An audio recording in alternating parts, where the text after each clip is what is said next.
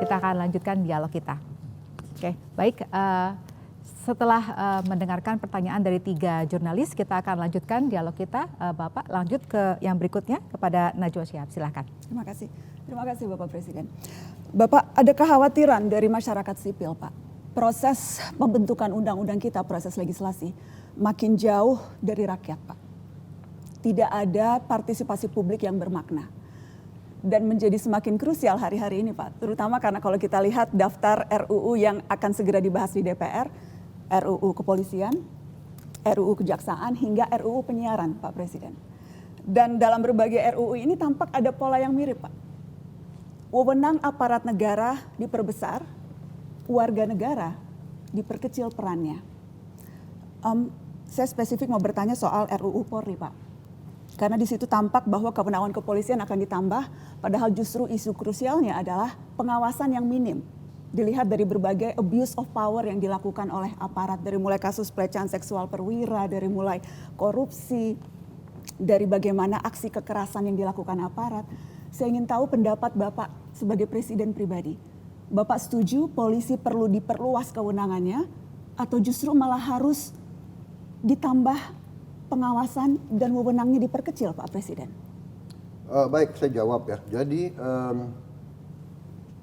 terima kasih. Ya, ini akan saya perhatikan. Saya memang percaya dengan sistem ya. Tadinya Menko Polkam, habis itu Kapolri. Kan ada juga kalau tidak salah apa itu oversight yang di atas Polri itu, Kompolnas, ya kan itu juga terdiri dari tokoh-tokoh itu kan.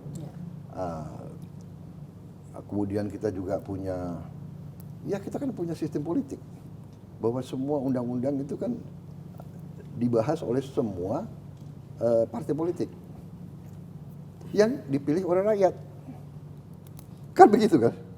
Ya, jadi itu ya. Tapi terima kasih masukan itu, saya akan kasih perhatian khusus sekarang.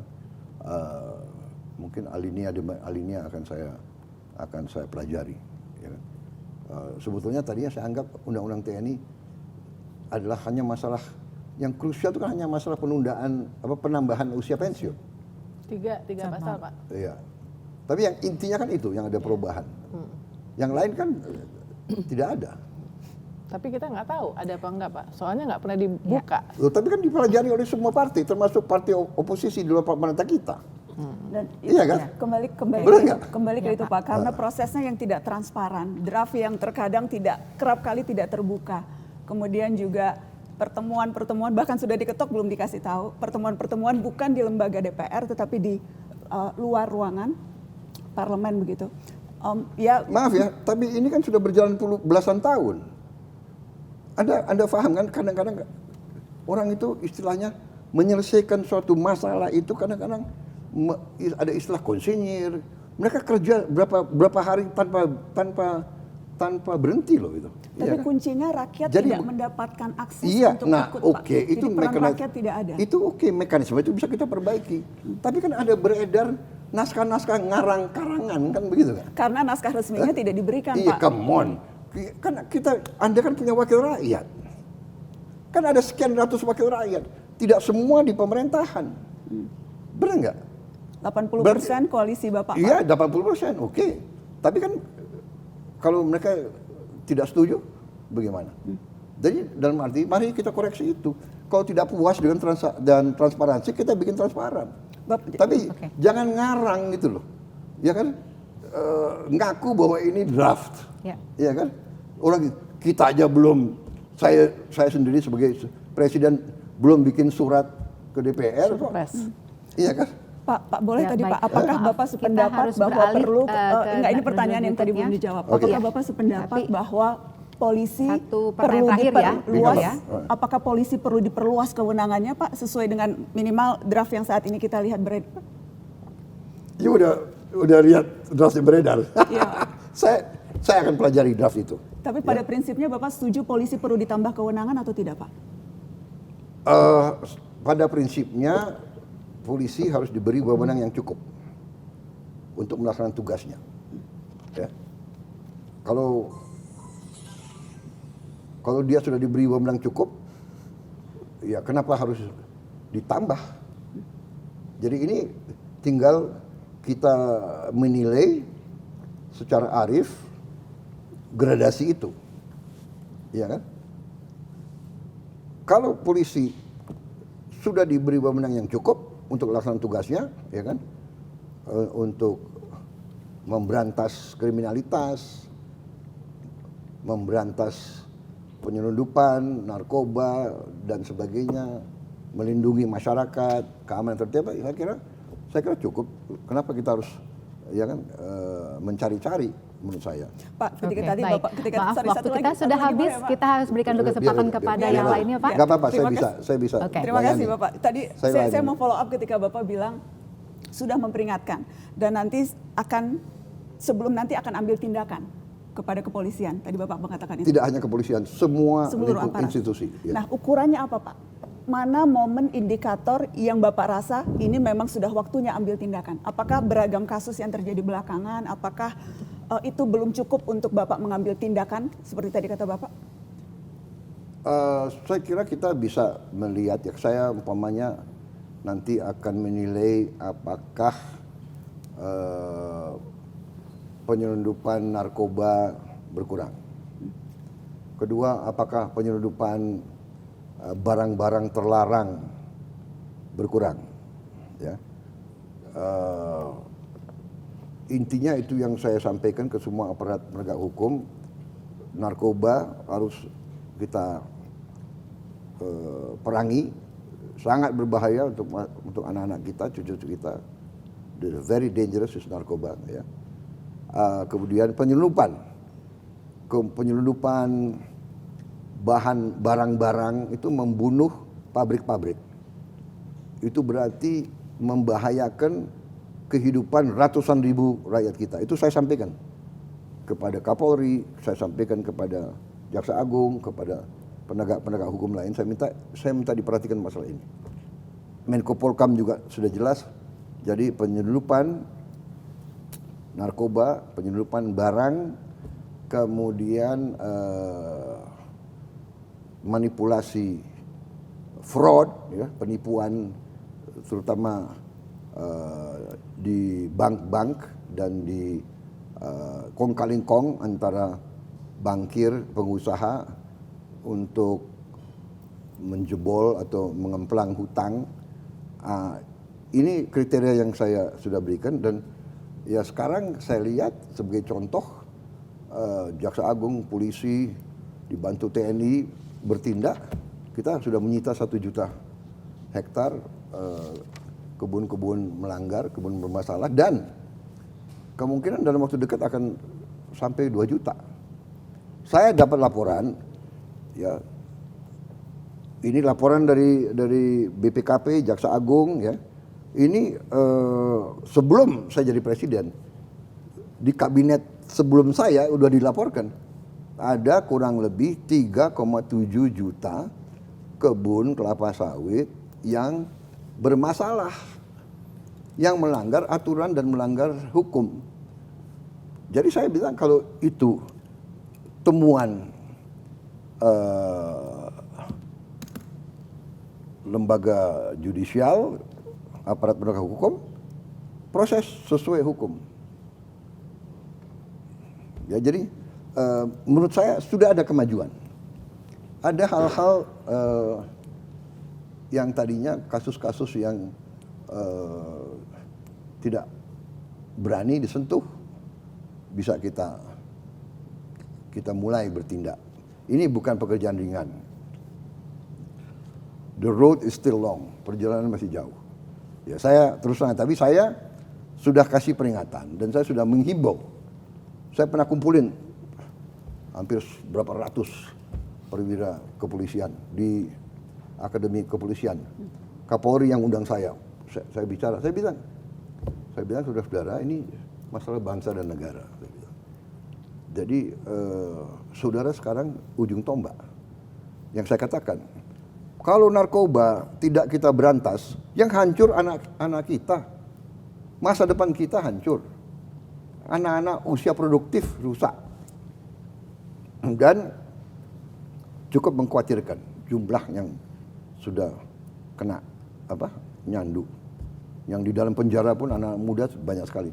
Ini saya perintahkan ditinjau kembali kalau perlu masuk rehab. Saya sudah sampaikan itu. Saya sampaikan ke mereka. Ya kan?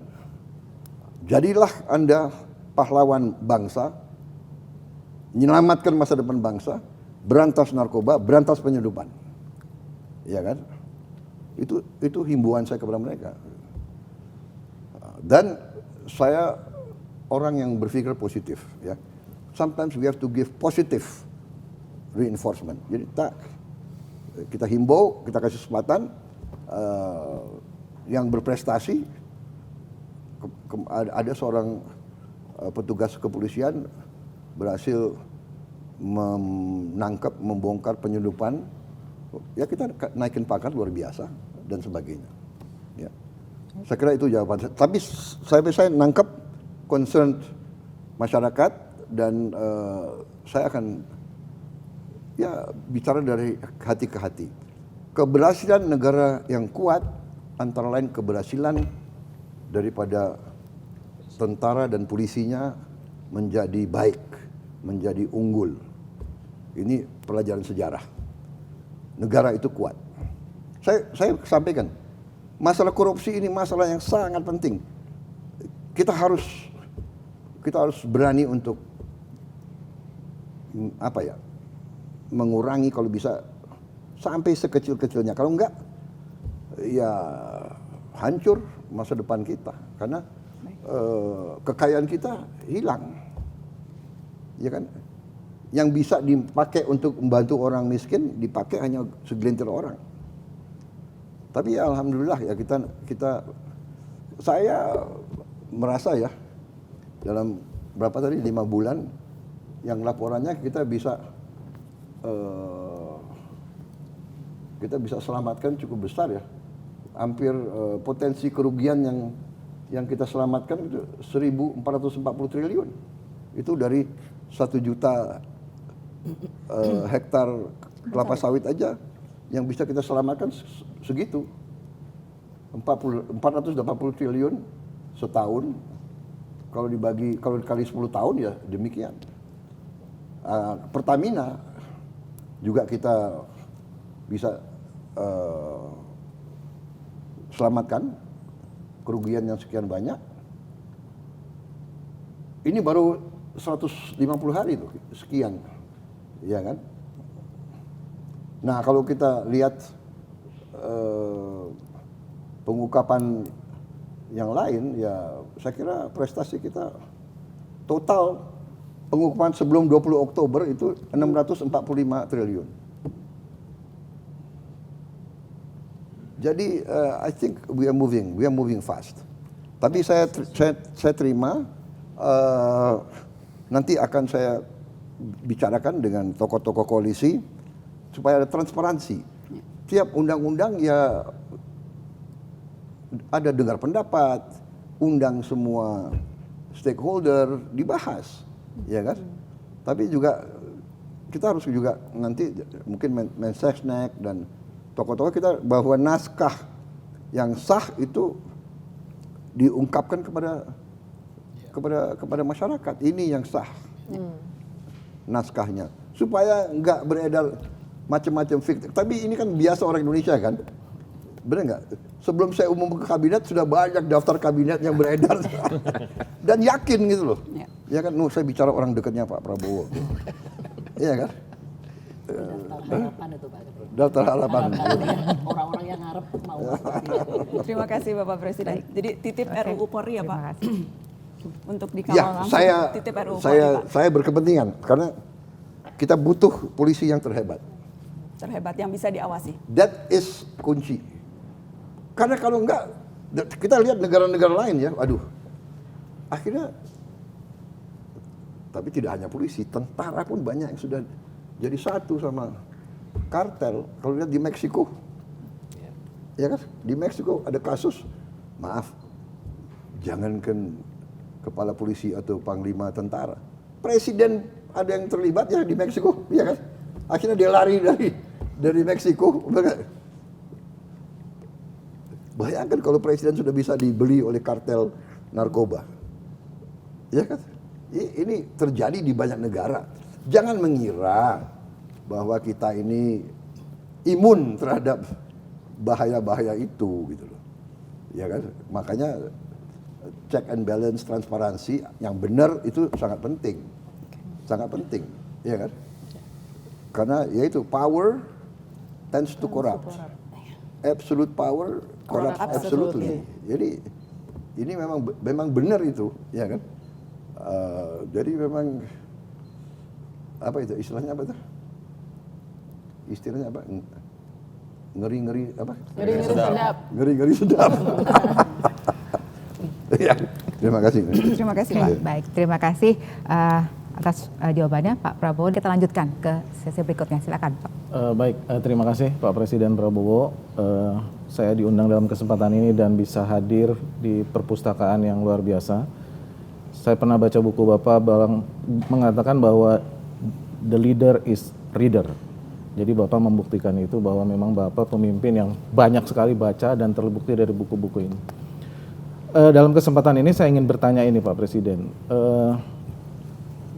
Bapak sudah, saya mengikuti Bapak sejak konvensi 2004. Kalau dalam konteks cita-cita dan tekad sama persis seperti yang dulu pernah Bapak sampaikan. Yang berbeda saat ini adalah Bapak eksekutif. Artinya eksekusinya yang justru yang berbeda gitu. Kalau saya hitung Pak Presiden sejak terpilih ini sebagai presiden elektif itu sudah 1 tahun, sedangkan sebagai pemerintah boleh dikatakan dalam waktu dekat nanti 6 bulan. Akhir April 6 bulan. Akhir April Sekarang 6 bulan, baru betul. 5 bulan. Ya. Jadi cepat sekali waktu. cepat, ya. betul. Nah Indonesia Nggak ini ada hari Sabtu, nggak ada hari tidak libur. ada hari libur. Tadi saya dengar Pak Presiden juga tidak Terima ada kasih. libur. Hari Minggu sudah datang ke sini. Betul, Terima termasuk kasih. hari ini Iya. libur. Nah tadi Pak Presiden sudah menyampaikan capaian-capaian ya dalam 130 hari. Pertanyaan saya Pak, Pak Presiden kan selalu melihat Indonesia dalam konteks realism survival seperti yang waktu itu pernah Bapak sampaikan. Tantangan kita pasti ada geopolitik, ada geoekonomi, sekarang terbukti dengan Trump, tarif. Kemudian persoalan ekonomi domestik. Ya. Bapak selalu mengatakan ada ICOR yang juga masih rendah, yang harus kita kejar. Ya. Tapi itu semua terpulang pada birokrasi, karena Bapak sebagai eksekutif pasti harus mampu menggerakkan cita-cita Bapak ini dengan birokrasi yang sangat luar biasa. Sangat masif, tapi juga sangat efektif. Gitu. Dan birokrasi ini pasti dibutuhkan juga rule of law. Bapak sering mengatakan negara gagal kalau terjadi korupsi. Dan itu adalah hukum. Nah pertanyaan saya Pak Presiden, sejauh ini Bapak melihat dalam 6 bulan Bapak bekerja sebagai kepala pemerintahan dan kepala negara, kalau dari skala 1 sampai 10 Pak Presiden, ini sudah berapa Bapak menilainya? Pencapaian Bapak ini, karena banyak yang berharap Bapak ini justru melakukan lompatan, karena kita cuma punya waktu 13 tahun untuk mencapai Indonesia emas. Dan Bapak punya waktu 5 tahun, dan sekarang sudah hampir 1 tahun. Artinya Bapak melihat skala 1 sampai 10 dalam 6 bulan ini sudah berapa? Apakah nanti 6 bulan ke depan akan ada strategi yang berubah untuk mempercepat lagi? Pertanyaannya tadi Pak, birokrasi dan penegakan hukum. Karena kita melihat justru jangan-jangan itu sebagai kuncinya. Penegakan hukum dimulai dari tentunya aparat penegak hukum. Karena penegakan hukum yang baik adalah bukan ke depan, tajam ke depan, tapi tajam ke dalam, bukan tajam ke bawah, tapi juga tajam ke atas. Nah mungkin itu Pak pertanyaan dari saya Pak. Baik, Terima kasih. saya kira pertanyaan sangat bagus. Anda minta saya kasih nilai untuk diri saya Sejauh ini Pak? 5 bulan ya, 6 bulan. Saya terus aja saya bangga bahwa sekarang ini saya kasih nilai diri saya 6. Oh, masih jauh Pak ya, dari 9 berarti. Tapi Artinya nanti grade. akan ngegas ya Pak ya? Tapi passing grade, Nilainya C itu. tidak hair. Iya kan? Memper. Iya, saya tidak hair. Dalam arti saya ingin lebih cepat.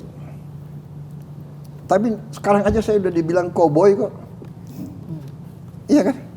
Sekarang saya dibilang politik komando. Komando, iya kan? Benar nggak?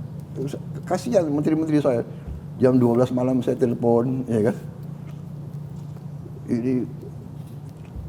Jadi saya ingin, kita memang harus bergerak cepat. Tapi bagaimana kalau kalian bisa yakinkan MPR DPR memberi saya mandat apa itu? Super smart. Mandat yang apa gitulah, bisa tak ya. Atau siapa bisa kasih saya tongkat Nabi Musa atau ya. Jadi memang Anda benar. Jadi birokrasi kita menjadi masalah. Dan sikap mental, saudara-saudara, demokrasi ini membuat semua politisi yang dipilih, bupati, wali kota, gubernur, harus membalas tim sukses. Harus membalas mereka yang mendukung. Artinya apa? Semua ingin jadi ASN. Semua ingin jadi pejabat. Akhirnya Bagi-bagi. bloated demokrasi. Tapi ini menjadi undang-undang, saya harus laksanakan. Iya kan? Nah sekarang saya bilang oke, kita harus terima sekian ratus ribu ASN, oke. Tapi ASN-nya itu harus benar. Seleksinya harus benar, akademis, intelektual, fisik dan sebagainya, dan dia harus bersedia ditempatkan di mana saja. Jangan-jangan, ya kan, dari kabupaten X umpamanya ya, dia diajukan oleh bupati dan sebagainya, saya mau jadi ASN di kabupaten X, kalau bisa di kecamatan C, syukur-syukur nggak jauh dari rumah saya, kira-kira gitu. Ini ada kecenderungan ya. Jadi sekarang saya minta ASN tanda tangan, bersedia ditempatkan di mana saja. Jadi benar. Tapi saya lihat ya, yang saya merasakan dengan suatu sikap yang tegas, penjelasan dari semua pemimpin politik, mereka bereaksi. Saya dulu diberitahu kalau Inpres, Kepres, PP, ya, produk-produk dari istana itu katanya minimal 6 bulan. Rata-rata 10 bulan sampai 18 bulan. Ya, mungkin Anda dengar juga ya. Anda bisa cek sekarang. Ya. Perpres, Inpres mungkin kalau 3 minggu udah paling lama itu mungkin. Pupuk itu cepat Pak. Soal pupuk itu cepat. Cepat itu. 150 aturan. Cepat. Enggak. Dan saya kadang-kadang percaya sama menteri-menteri yang saya delegasikan. Tak, dia lihat ini Menteri Pertanian nggak tahu ada berapa belas pejabat dia sudah pecat. Ya kan? Dari lingkungan dia sendiri. Ada yang ketahuan terima sogokan, ada yang begini, ada yang begitu. Suatu saat direksi Bulog diganti semua. RUPS-nya hari Sabtu. Kenapa? Karena kurang cepat, ya kan? Ini kan panen nggak bisa nunggu. Hah? Petani sudah panen. Ini gabahnya, tapi si Bulog nunggu di gudang. Iya, petani harus ke kabupaten, bagaimana? Si pejabat kamu harus ke ujung sawah. Kamu digaji untuk melayani. Hal seperti itu dia copot. Pimpinan wilayah. Dengan 3, 4 kali, 5 kali kasus contoh akhirnya birokrasi tahu, adanya birokrasi eksekusi untuk mencapai hal-hal yang berguna, bermanfaat segera untuk rakyat. Are you with me or not with me? Kalau enggak ya sudah, kau pinggir. Ya kan? Kalau perlu kau di rumah aja deh daripada bikin rusak di kantor. Ya kan? Nah, saya nggak tahu kalau kalian bisa yakinkan MPR, kasih saya wewenang, ya kan? Boleh mecat ASN, boleh mecat. Ntar dituduh otoriter lagi, Pak. Kenapa? Dituduh otoriter. Otoriter. Ya udah, jadi di satu pihak, Pak, gimana Pak? Saya nggak mau otoriter, jadi saya ikut. Menurut saya tempo kita ini sudah agak lumayan, menurut saya, ya. Jadi saya itu berterima kasih dengan menteri-menteri saya, terus terang aja, ya kan. Banyak yang ya tapi itu risiko. Saya bilang kalau pemimpin politik di puncak itu pasti akan diterpa. Dan itu risiko, nggak apa-apa, ya kan. Yang penting niat kita baik. Niat kita baik, berbuat untuk rakyat, dan kita juga harus kesatria. Saya udah kasih tahu. Saya kalau dalam tahun keempat, kelima, saya menilai saya tidak mencapai apa yang saya inginkan, ya saya akan berhenti dari politik. Iya kan? Saya hanya mengabdi untuk rakyat, nggak ada apa-apa lagi saya. Iya kan? Saya kira saya berhak untuk istirahat, ya kan sebetulnya. Tapi kalau saya masih dipercaya dan saya punya tim yang bagus, why not? Saya bullish, saya semangat. Saya merasa mungkin, yang saya sangat senang kemarin, saya bangga sekali, harga daging Ramadan sama Idul Fitri tidak naik gila-gilaan. Harga telur juga oke. Harga ayam juga oke. Iya kan? Yang dikomentari harga cabai, Pak. Fair dong. Petani cabai sekali setahun menikmati keuntungan, iya kan? Jangan manja lah, kalau menurut saya lah, iya kan? Iya kan? Tapi Pak Presiden, untuk aparat penegak hukumnya sendiri, apa yang Bapak lakukan untuk menertibkan pajak, TNI, Polri, Kejaksaan, Bea Cukai? Kira-kira ada program apa untuk penegakan rule of law? Karena untuk ya, ini bagus sekali, ya tentunya ya. Inspektorat juga Pak. Ya tentunya, azas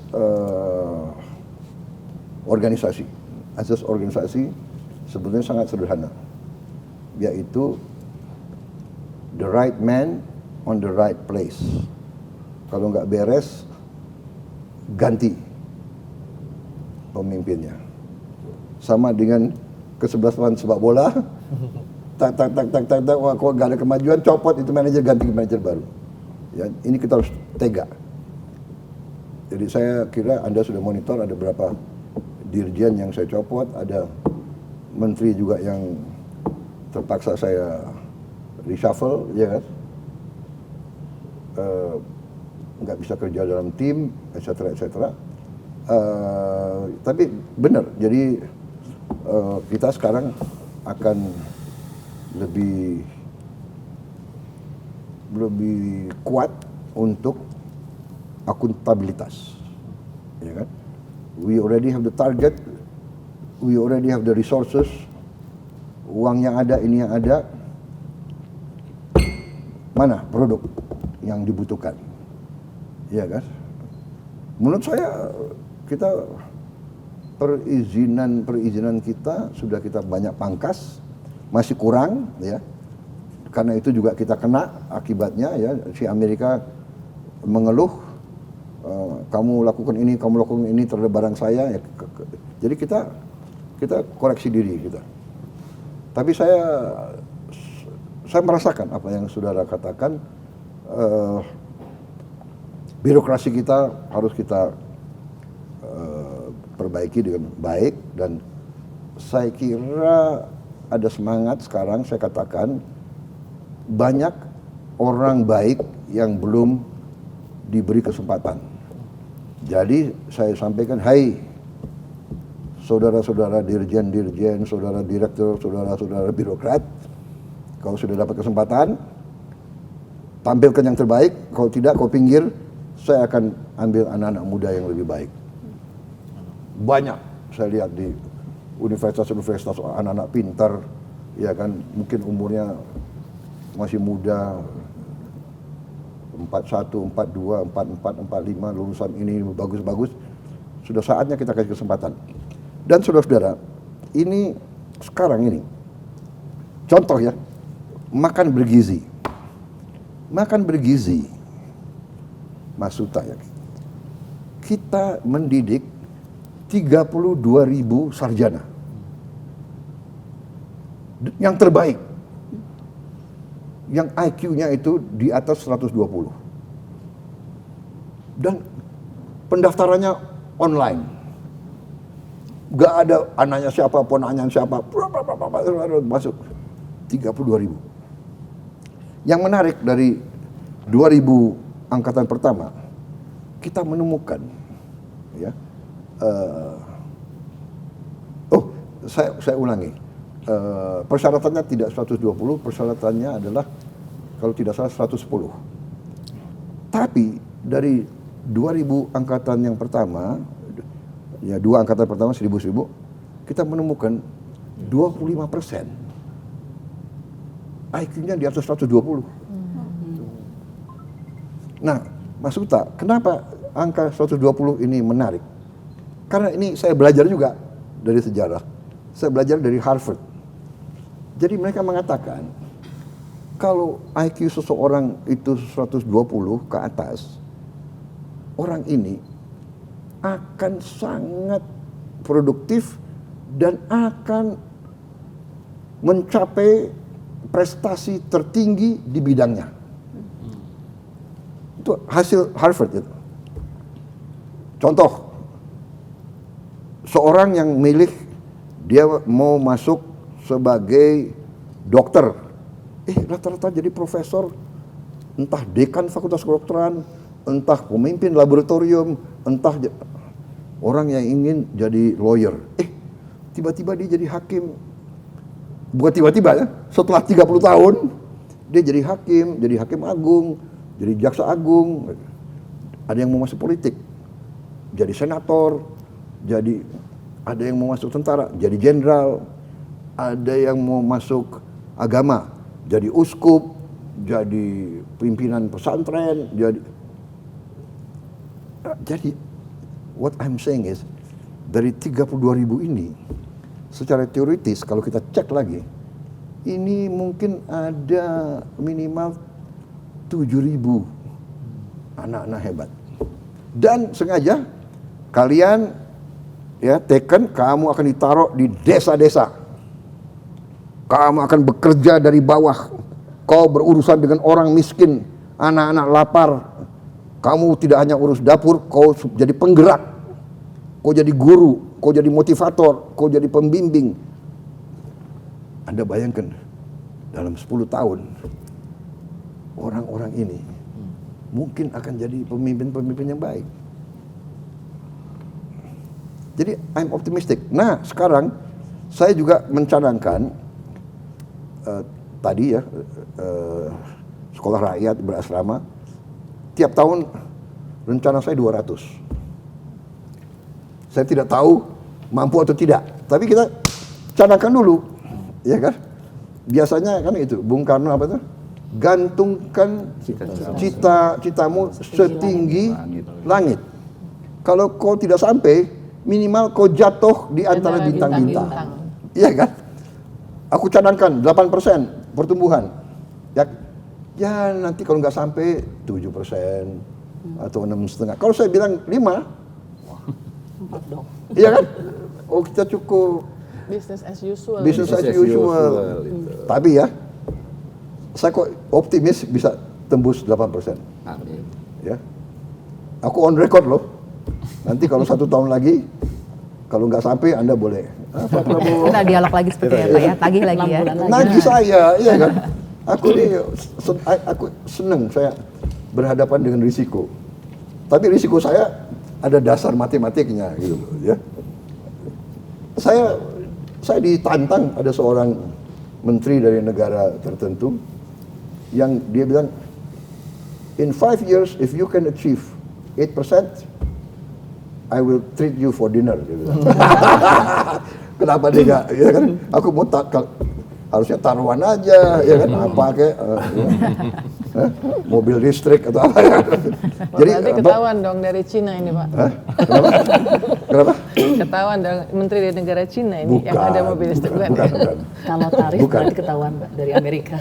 Ya, jadi demikian. Makasih, Pak. Jadi enggak, ini saya lagi mau bikin juga, Anda sudah monitor koperasi. Ya. Rencana kita 70 sampai 80 ribu koperasi seluruh Indonesia. Untuk koperasi ini kita harus didik 80 ribu managers. Saya akan bikin lagi. Jadi anak-anak terpintar dari semua kampus, ya silakan. Syaratnya aku tanda tangan, bersedia Ditempatkan di mana saja. jembatan di mana saja dan mimpin koperasi. Nggak ada koperasi desa di ibu kota kabupaten, kan nggak ada. Ya, he has to be there, she or he. Jadi ini hitungan kenapa saya yakin bisa sampai 8%. Anak muda ya Pak, bukan TNI Pak ya? Hah? Bukan TNI ya? Karena kan nanti yang dikhawatirkan seperti itu sebenarnya. Apa? Ya artinya banyak sekali organisasi kayak misalnya Agrinas itu yang masuk TNI, terus kemudian bangun Yang ini. masuk TNI, yang masuk pensiunan. Pensiun nanti. Pensiunan. Karena begini, ini saudara-saudara ya, kita nih anak bangsa kan, sama-sama ya. Ya. Nggak boleh ada dikotomi. TNI, sipil, ulama, teknokrat, insinyur, nggak boleh. Kita semua sama. Iya kan? Semua patriot. Semua harus menyumbang yang terbaik. Begitu loh. Jadi saya sebagai bangsa, saya mimpin, saya kasih mimpin proyek ini. Profesor Doktor Insinyur, orang pinter. Tapi dia pinter di ruang kelas. Ini implementasi di lapangan. Oh, kok ini ada dari tentara, oh bagus. Oh, ini ada dari polisi, oh bagus. Ini latar belakangnya dia aktivis. Tapi aktivis mau kerja di bawah, ya kan? Silakan Anda perhatikan di kabinet saya banyak aktivis-aktivis, ya kan? Benar, dulu yang demo terus lawan saya, Iya. benar nggak? Nggak apa-apa, karena saya tahu dia berpikir untuk rakyat. Saya bilang, oke, kita sama-sama untuk rakyat ya. Why you fight me? Let's work together. Benar nggak? Ayo, saya kasih kesempatan kamu. Siapa namanya? Budiman Sujatmiko. Sekarang kamu mau urus rakyat, ya udah kamu, saya kasih jabatan percepatan pengentasan kemiskinan. Ayo, kamu kerja, ya kan? Berat banget. Hah? Berat juga. Siapa tuh. lagi? Kamu, kamu. Sekarang kau urus, ya kan? Gus Ipul, aku kenal dia dulu. Ansor, ya kan? Sekarang kau urus orang miskin. Kau jadi menteri sosial. Pusing dia. Ya kamu sekarang berpikir, iya kan? Kau berkarya untuk ada lagi dari mana? So everybody apa sekarang merasa, oh ya, saya diberi kesempatan, saya harus. Jadi maksud saya tadi soal leadership ya, ini saya kira ya nanti akan ada semangat baru, ada suatu paradigma baru, gerakan baru. Ini abad ke-21, anak-anak muda sekarang pinter. Dia pinter gadget, dia YouTube, dia ini, benar nggak? Ya. Jadi kalau yang birokrat-birokrat kamu masuk jam apa tuh istilah kita dulu? Tenggo. 802 apa ya gimana? Masuk jam 8 pulang jam 2. 9 to 5 5. adanya Pak. Enggak, 9.05. Masuk jam 9, pulang jam 5, di tengah-tengah kosong. Biasanya 9 to 5 aja, nggak ada kosongnya. 9.05. dia masuk jam 9, dia pulang jam 5, di tengah-tengah dia kosong, dia nggak kerja apa-apa, ya kan? Hah? Kita udah tahu, udah lama jadi orang Indonesia, ya kan? Hah? Bener nggak?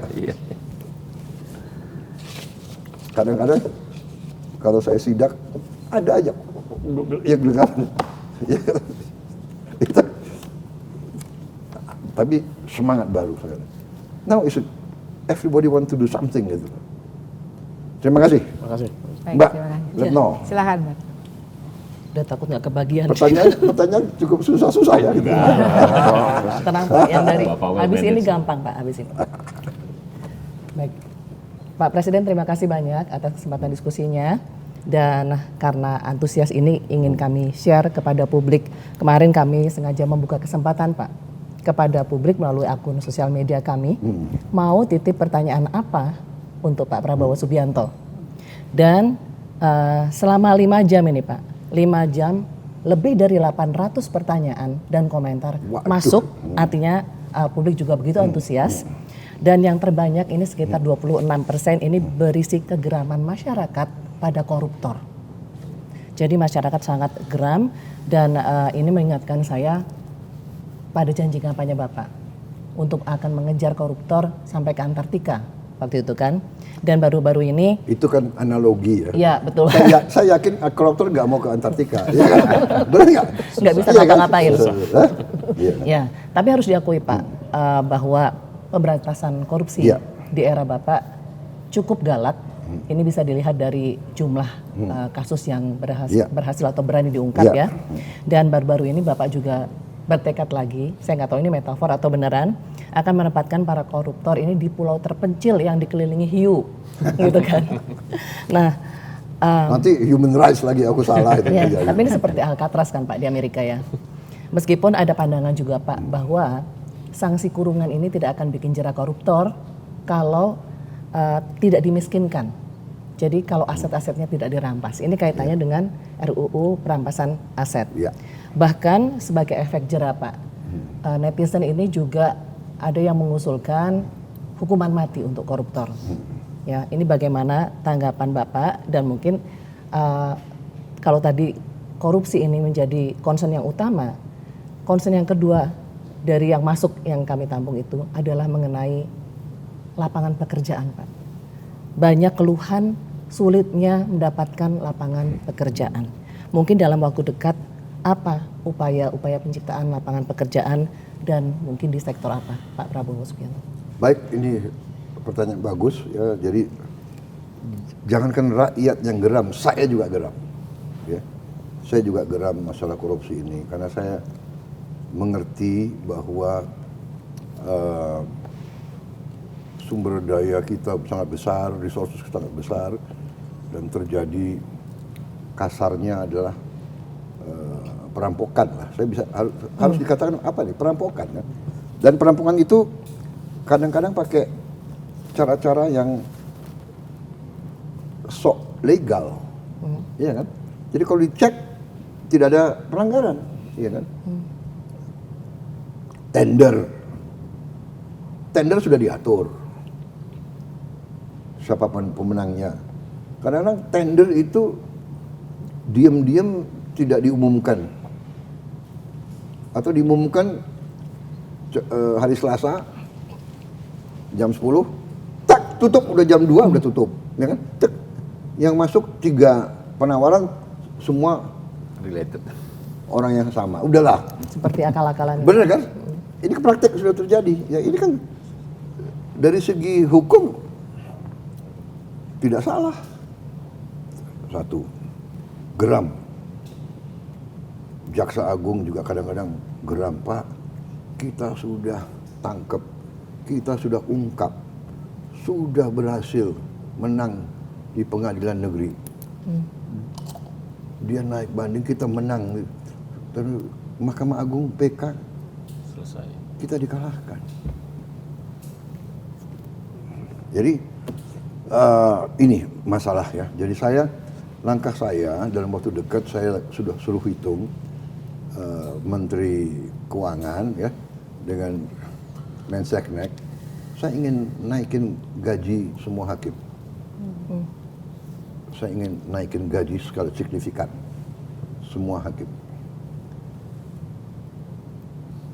Saya hitung-hitung mampu kita.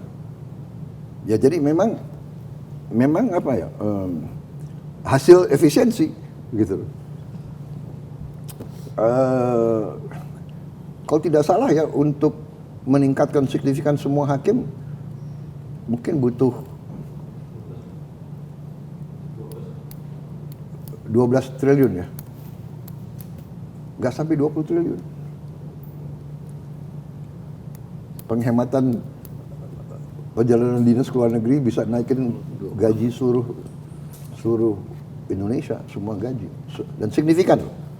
Nanti saya dimarahin juga, kok hakim yang dinaikin signifikan, kami gimana? Ya tapi hakim dulu mungkin ya. Karena hakim kita harus dibikin begitu terhormat dan begitu yakin sehingga dia tidak bisa disuap. Saya juga kasih petunjuk, hakim harus punya rumah dinas yang layak. Ini sedang dikerjakan oleh Menteri Perumahan. Kalau tidak salah kita punya hakim seluruh Indonesia nggak sampai 10.000. Kalau tidak salah 9.000 sekian. Jadi ini harus diadres. Hakim dulu diperbaiki, kemudian aparat-aparat yang lain. Jadi saya sangat sependapat. Jadi pertama yudikatif kita harus kita bersihkan, perkuat, dan ya maksud saya ya, kalau kita tahu penjara kadang-kadang dengan kekuatan uang dia tiap malam bisa keluar jalan-jalan. Meskipun di pulau terpencil, kalau ada uang bisa disuap, Pak. Kalau di pulau kecil kan susah dia mau keluar. Bisa sewa helikopter. Oh nggak bisa. Pulau mana gitu kan. Ini sedang kita cari gitu loh. Tempatnya, pulaunya gitu. Saya diusulkan ada pulau lepas pantai Banten. Wah ini terlalu dekat. Ya kan? Iya kan? Pakai perahu bisa ada yang datang nganter bakmi Gajah Mada mungkin. Nah, jadi saya itu salah satu ya. Nah, masalah dimiskinkan, saya berpendapat begini. Makanya saya mau negosiasi selalu. Ya. Kembalikan yang kau curi. Tapi memang susah gitu. Ya kan? Karena secara sifat manusia mungkin dia nggak mau ngaku, ya kan? Jadi pertama harus dikasih kesempatan. Jadi apa yang kerugian negara yang dia timbulkan ya harus dikembalikan. Makanya aset-aset pantas kalau negara itu menyita.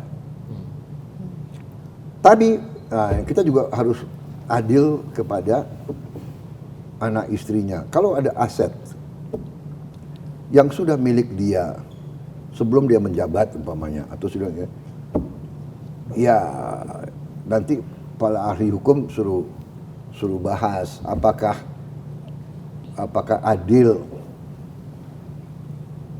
anaknya menderita juga gitu. Iya kan? Karena dosa seorang tua sebetulnya kan tidak boleh diturunkan ke anaknya, kira-kira kan begitu. Tapi ini saya minta masukan dari ahli-ahli hukum.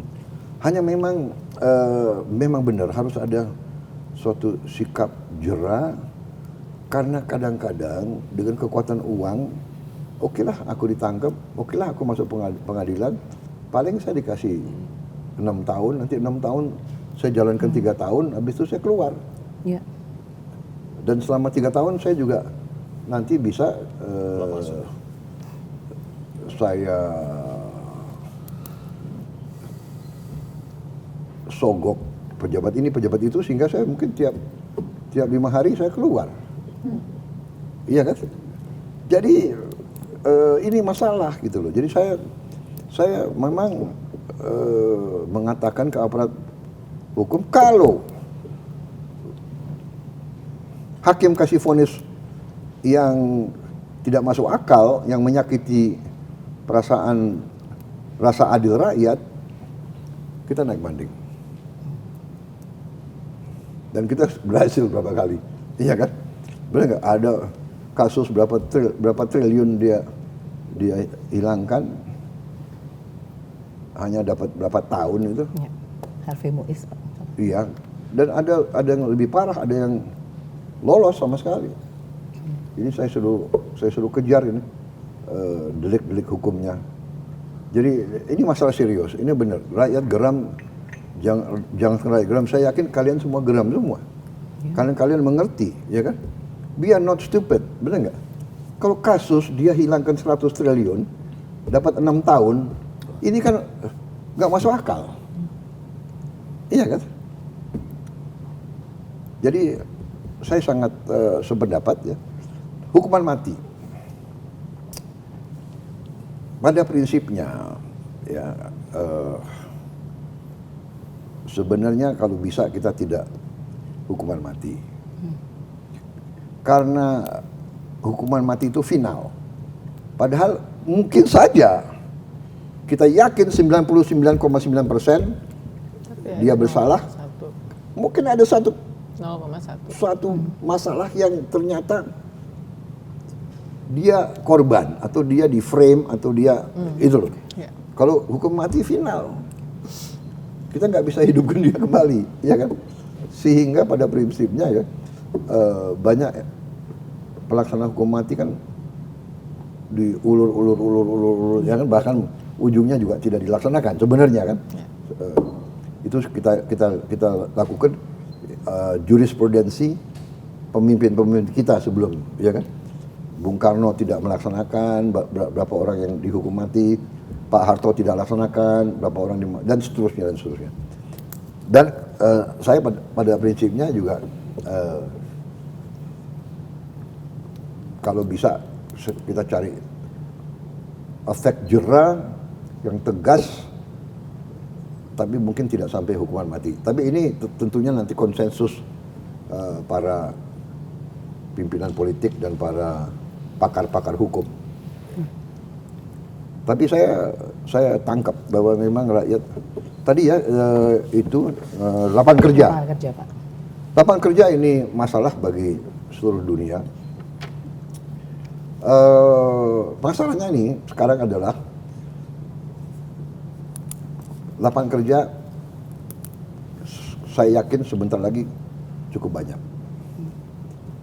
Tapi, maukah dia kerja di mana ada lapangan kerja? Ya kan? Menurut saya dia mau. Kenapa? Sekarang ada yang kerja di Malaysia, ada yang kerja ke Timur Tengah. Jadi maksud saya begini, kita nanti dengan proyek-proyek ini yang kita akan lakukan, banyak lapangan kerja ya. Sebagai contoh, nanti yang kita mau bikin hilirisasi itu, ya, di bidang perkebunan, kelautan, perikanan dan sebagainya, itu kurang lebih kita bisa ciptakan 8 juta lapangan kerja. Koperasi desa 1,6 juta. Tapi belasan juta petani hasil penerimaan dia, ya, penghasilan dia akan naik. Kita yakini akan naik.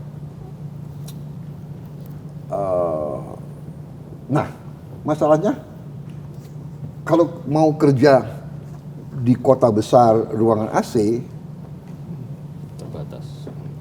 mungkin, ya. Sedangkan sarjana aja yang terpinter mau saya kirim ke desa kok, iya kan? You jadi manajer makan bergizi, manajer koperasi, tapi lebih dari itu Anda jadi penggerak, Anda guru, Anda motivator, Anda pembina koperasi.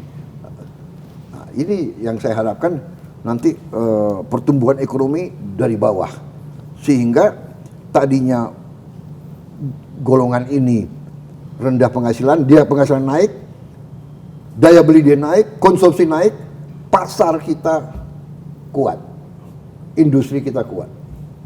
Actually this is the whole rencana kita. Jadi lapangan kerja saya optimis, hanya masalahnya adalah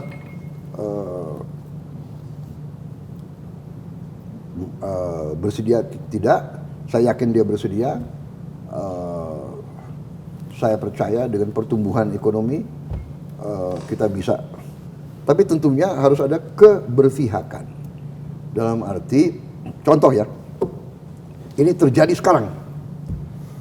Yang harus kita siap mental. Makanya iptek harus kita kuasai. Kenapa? Sekarang terjadi robotics. Ya, AI, Pak. AI robotics, pabrik yang tadinya 5.000 orang dijalankan oleh 15 orang. Mercedes-Benz itu sekarang dia bisa jalankan pabrik mobil dengan 20 orang yang tadinya 3.000 orang. Nah, bagaimana kita? Ini keputusan politik, tapi kita harus keberpihakan. Jadi contoh ya, saya lihat hal-hal kecil. Apa itu efisiensi, tapi efisiensi harus ada kemanusiaan. Sebagai contoh umpamanya jalan tol. Jalan tol kan ada ya kan petugas kan yang tapi nanti dengan robotics hilang pekerjaan itu. Sekarang udah tidak ada. Hah? Sekarang udah tidak ada petugas jalan tol, Pak. Sudah pakai tap aja. Pakai Tap tab, in pakai card. iya maksud saya ini kan perkembangan kan. Iya. Ya. Nah, nanti gimana kalau nanti di banyak di sekarang saya dengar ya di Emirates Arab kementerian-kementerian itu banyak yang paperless. Jadi dia berani, dia mungkin satu kementerian tuh mungkin hanya 300 orang. Kita mungkin 3.000 orang. Kementerian Pertahanan yang saya pimpin 5.000 orang. Tapi waktu COVID yang masuk hanya 1.000 orang. Jadi berarti 1.000 orang cukup. iya kan? 1.000 orang cukup. 1.000 orang cukup. Iya kan? Tapi jumlah penduduk kita besar. Jadi gini loh, antara efisiensi, teknologi, keberpihakan. Tapi ya sudah, contoh kita masih bisa kembangkan industri perikanan. Aqua farm. Aqua farming. Rencana kita segera kita mulai tahun ini 20.000 hektar di pantai utara. Itu nanti minimal menimbulkan direct employment minimal 40.000 orang. 2 per hektar. Mungkin bisa lebih. Kemudian, tapi off-nya, jadi itu on the project, tapi kan ada distribusi, ada marketing, dan sebagainya. Itu nanti ada multiplier effect. Juga kapal tangkap ikan.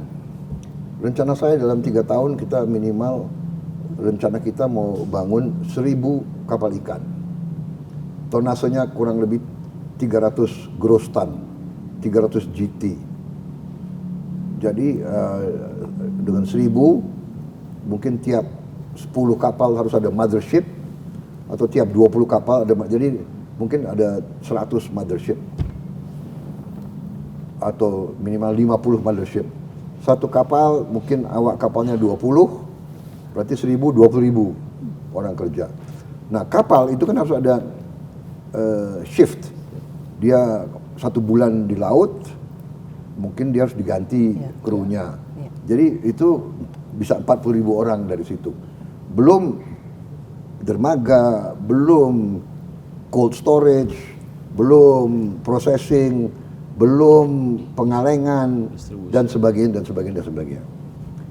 Ini lapangan kerja lagi, devisa lagi, protein untuk anak-anak kita. Jadi lot has to be done, tapi memang kita harus waspadai disruption teknologi. Oke.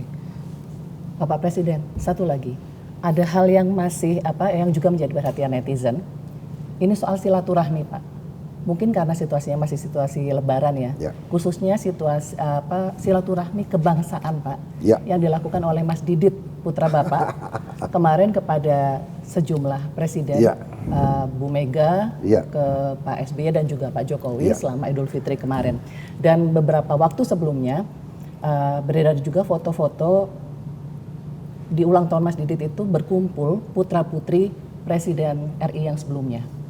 Dan karena itu Mas Didit disebut-sebut sebagai duta sila ketiga Pak Persatuan Indonesia. Nah, Apakah benar Mas Didit ini menjadi jembatan komunikasi Bapak dengan sejumlah tokoh? Jadi begini ya, anak saya Didit itu sudah lama, jadi dia itu memang bersahabat dengan banyak orang dan dia bersahabat sama mereka itu. Jadi selalu kalau ada masalah politik beliau tanya, bapak saya diundang makan oleh si A, anaknya tokoh politik, gimana Pak? Boleh, kamu harus bersahabat, saya ajarin nilai saya. Didit jangan jangan punya musuh. Cari kawan. Siapapun kawan, gak ada urusan mau partai mana, gak ada. Kalau dulu bapaknya gak suka sama saya, gak apa-apa, kamu bersahabat sama anak. Jadi dia kemarin dia baik sama anaknya Anies Baswedan. Dia baik semua. Ya kan? Dia Kalau nggak salah dia yang merancang gaun pengantinnya anaknya Anies Baswedan, iya, Mas Didit ya. nggak dibayar lagi. Tapi berarti ini inisiatifnya Mas Didit sendiri. Ini satu dia, tapi dia selalu nanya saya, Pak, saya mau ke rumahnya Bu Mega. Bagus, silakan. Saya mau telepon Pinka, jadi teman dia kan, gitu.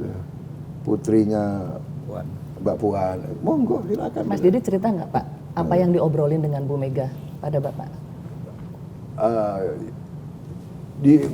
Ngobrolin ya yang baik-baik aja ya, yang dia hubungannya baik sama Ibu Mega dari dulu, dan sama Mas Ahaye dia baik, sama semua. Saya heran juga, jadi oke, dia bisa kumpulin yang aku nggak bisa kumpulin, dia bisa kumpulin. Dan dia ada nakalnya, kadang-kadang dia kumpulin dia nggak kasih tahu dia nggak kasih tahu saya. Jadi saya datang, Surprise untuk Bapak ya? Surprise. Jadi saya kira itu bagus. Saya mengatakan, ya lawan politik Bapak itu bukan musuh Bapak. Apalagi dari masyarakat kamu. Kamu harus baik sama semua orang. Berbeda itu bagi saya biasa, ya kan? Benar nggak? Orang kita bertanding kan. Saya ini dulu ya waktu muda ya suka bela diri kan. Kalau masuk matres itu kan, pingsan juga kita, ya kan? Habis itu kita berdiri kasih tangan, ya kan? Itu dididik begitu, ya kan? Padahal babak belur kita kalau kalah, ya kan? Nggak apa-apa. Ya kadang-kadang, tapi saya senang dia nangkep itu. Oh, saya nggak apa-apa. Saya bilang, Bapak suka kalau kamu bersahabat sama siapapun. Dia begitu. Jadi boleh nggak saya diundang sini, boleh nggak? Boleh, nggak ada masalah itu, ya kan? Dan itu ditanggapi baik ya oleh semua orang menurut saya, ya kan? Kadang-kadang ya aliran kita keluarga, saya masuk keluarga saya loh, yang dulu-dulu itu, begini. Jadi ada pelajaran ya, mungkin klan ya, klan itu. Dulu bapaknya dia nggak sopan sama bapak kita gitu. Ada kan? Sering begitu kan? Dulu dia tidak sopan sama dulu gitu, ya kan? Kalau saya tuh saya bilang udah nggak apa-apa, ya kan? Dulu sekarang Beda. mungkin juga umpamanya kita berbeda pendapat ya. Dia nggak suka sama saya nggak suka sama dia, tapi dia nggak suka sama saya, mungkin saya juga ada kesalahan mungkin, ya kan? Namanya anak muda, bener nggak? Kadang-kadang saya sembrono juga gitu loh.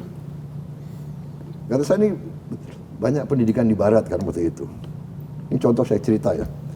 Jadi satu saat saya letnan, ada komandan saya di depan kasih briefing. Saya di belakang, saya duduk begini. Kan di barat biasa kan? Iya. Saya di sekolah waktu itu duduk begini, nggak dimarahin guru saya waktu di Inggris. Tapi untuk komandan saya yang orang Jawa, Letnan Prabowo, kamu yang benar, siap. Nah, itu loh. Jadi bukan niat saya, tapi dia udah tersinggung gitu.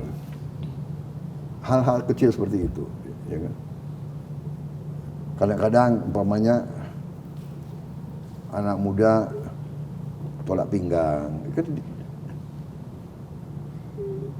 di budaya Barat itu tolak pinggang nggak apa-apa, ya kan? Dengan orang Indonesia senior, mah tolak pinggang, ya? Kira-kira begitu. Jadi 1000 kawan terlalu sedikit, 1 lawan terlalu banyak. Kunci yang saya belajar sekarang adalah kunci keberhasilan kita menghadapi krisis adalah kerukunan.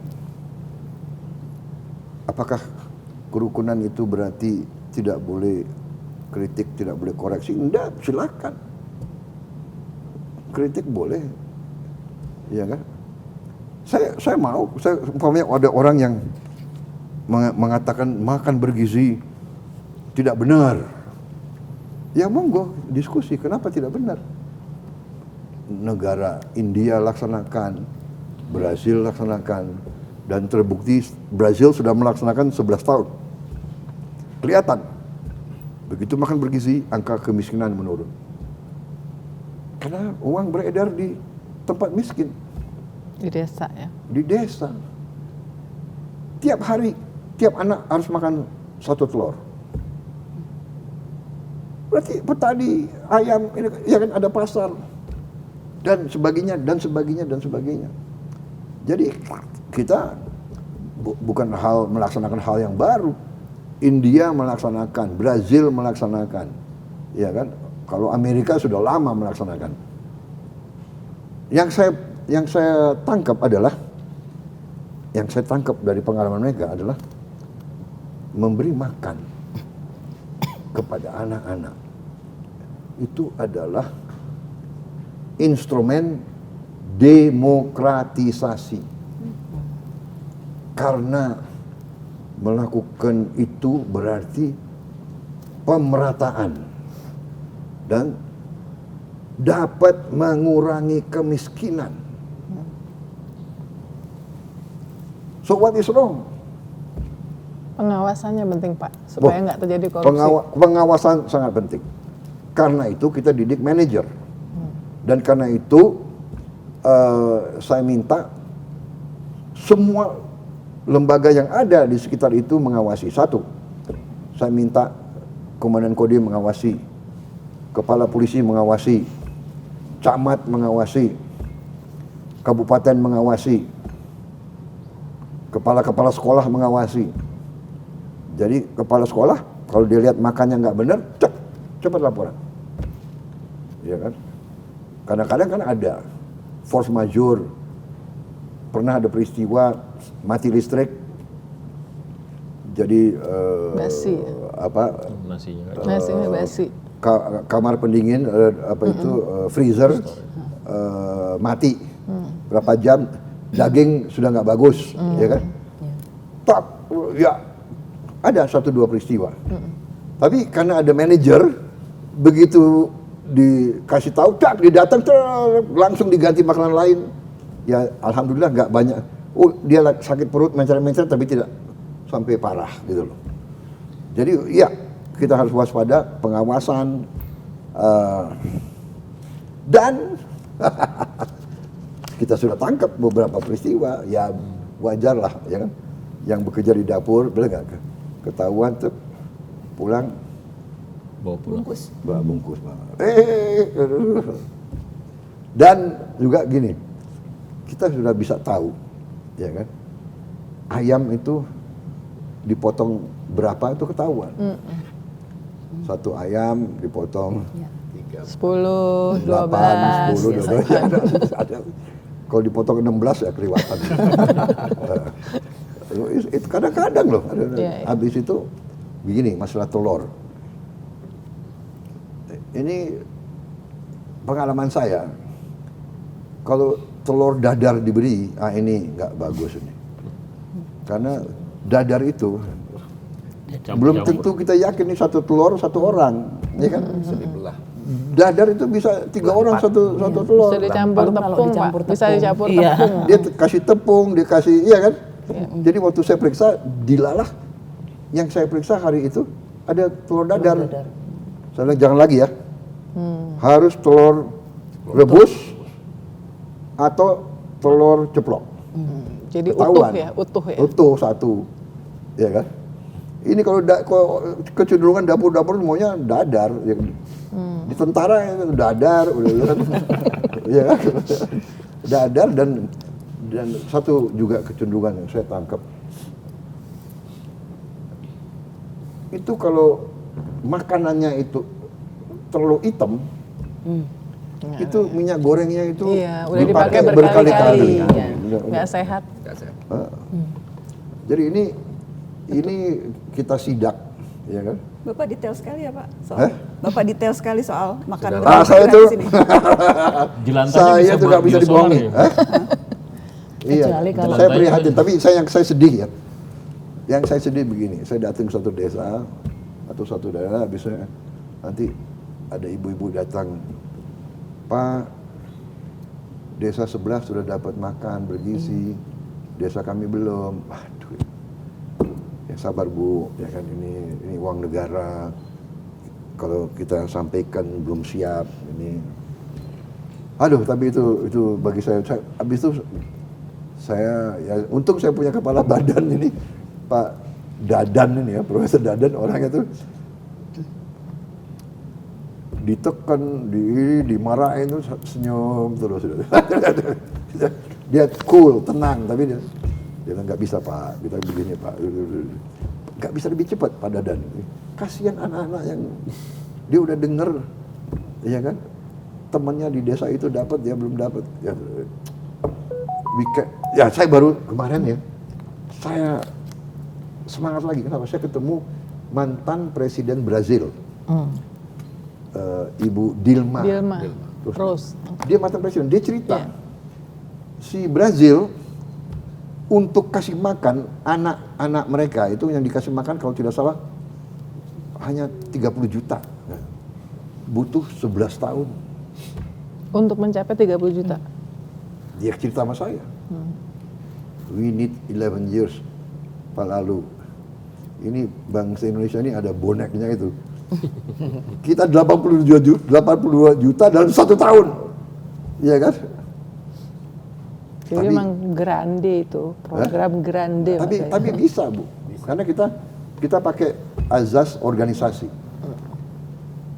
Organisasi itu kalau udah bagus, tinggal replikasi kan begitu. Ketepatan waktu delivernya Pak. Itu delivernya juga bahasa. Dan kita ada satu lagi yang diperhatikan orang. Kita antar makan kepada ibu hamil. We deliver food ibu hamil. Untuk stunting ya ini Pak ya? Iya. Mungkin di seluruh dunia, mungkin kita. Saya nggak tahu di negara lain. Tapi ini hebatnya tuh. Tim, ya inisiatif Pak Dadan. Karena apa? Ternyata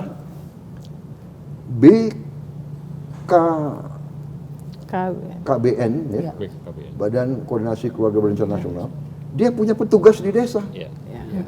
Penyuluh KB ya. Penyuluh KB. Jadi sekarang tugas tambahan penyuluh KB, Deliver. dia Mengantar ambil makan dari apa? Dapur. Dari dapur, dia ngantar ke. Ibu hamil. Jadi we deliver ibu hamil. Sesuatu yang daerah terpencil di gunung, di pulau terluar, ini biayanya lebih mahal. Tapi ya risiko kita karena negara kita sangat besar. Tapi bagaimana Pak Presiden memastikan laporan yang masuk ke Bapak ini bukan laporan yang asal Prabowo senang gitu Pak? Yang real, yang betul-betul itu. Ini kan kita punya manajer-manajer ini adalah sarjana yang kita sudah didik,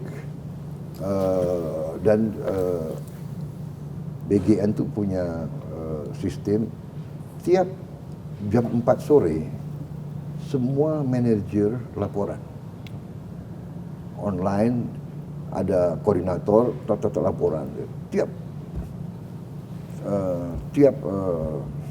sore jam 4. Dan ini kita punya SPPI, SPP-nya itu.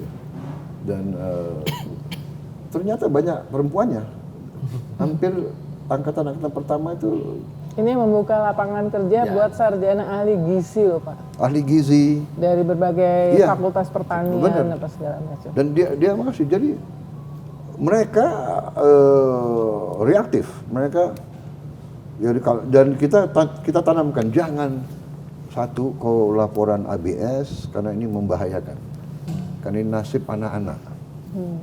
Jadi kalau ada, dan Anda bayangkan ya,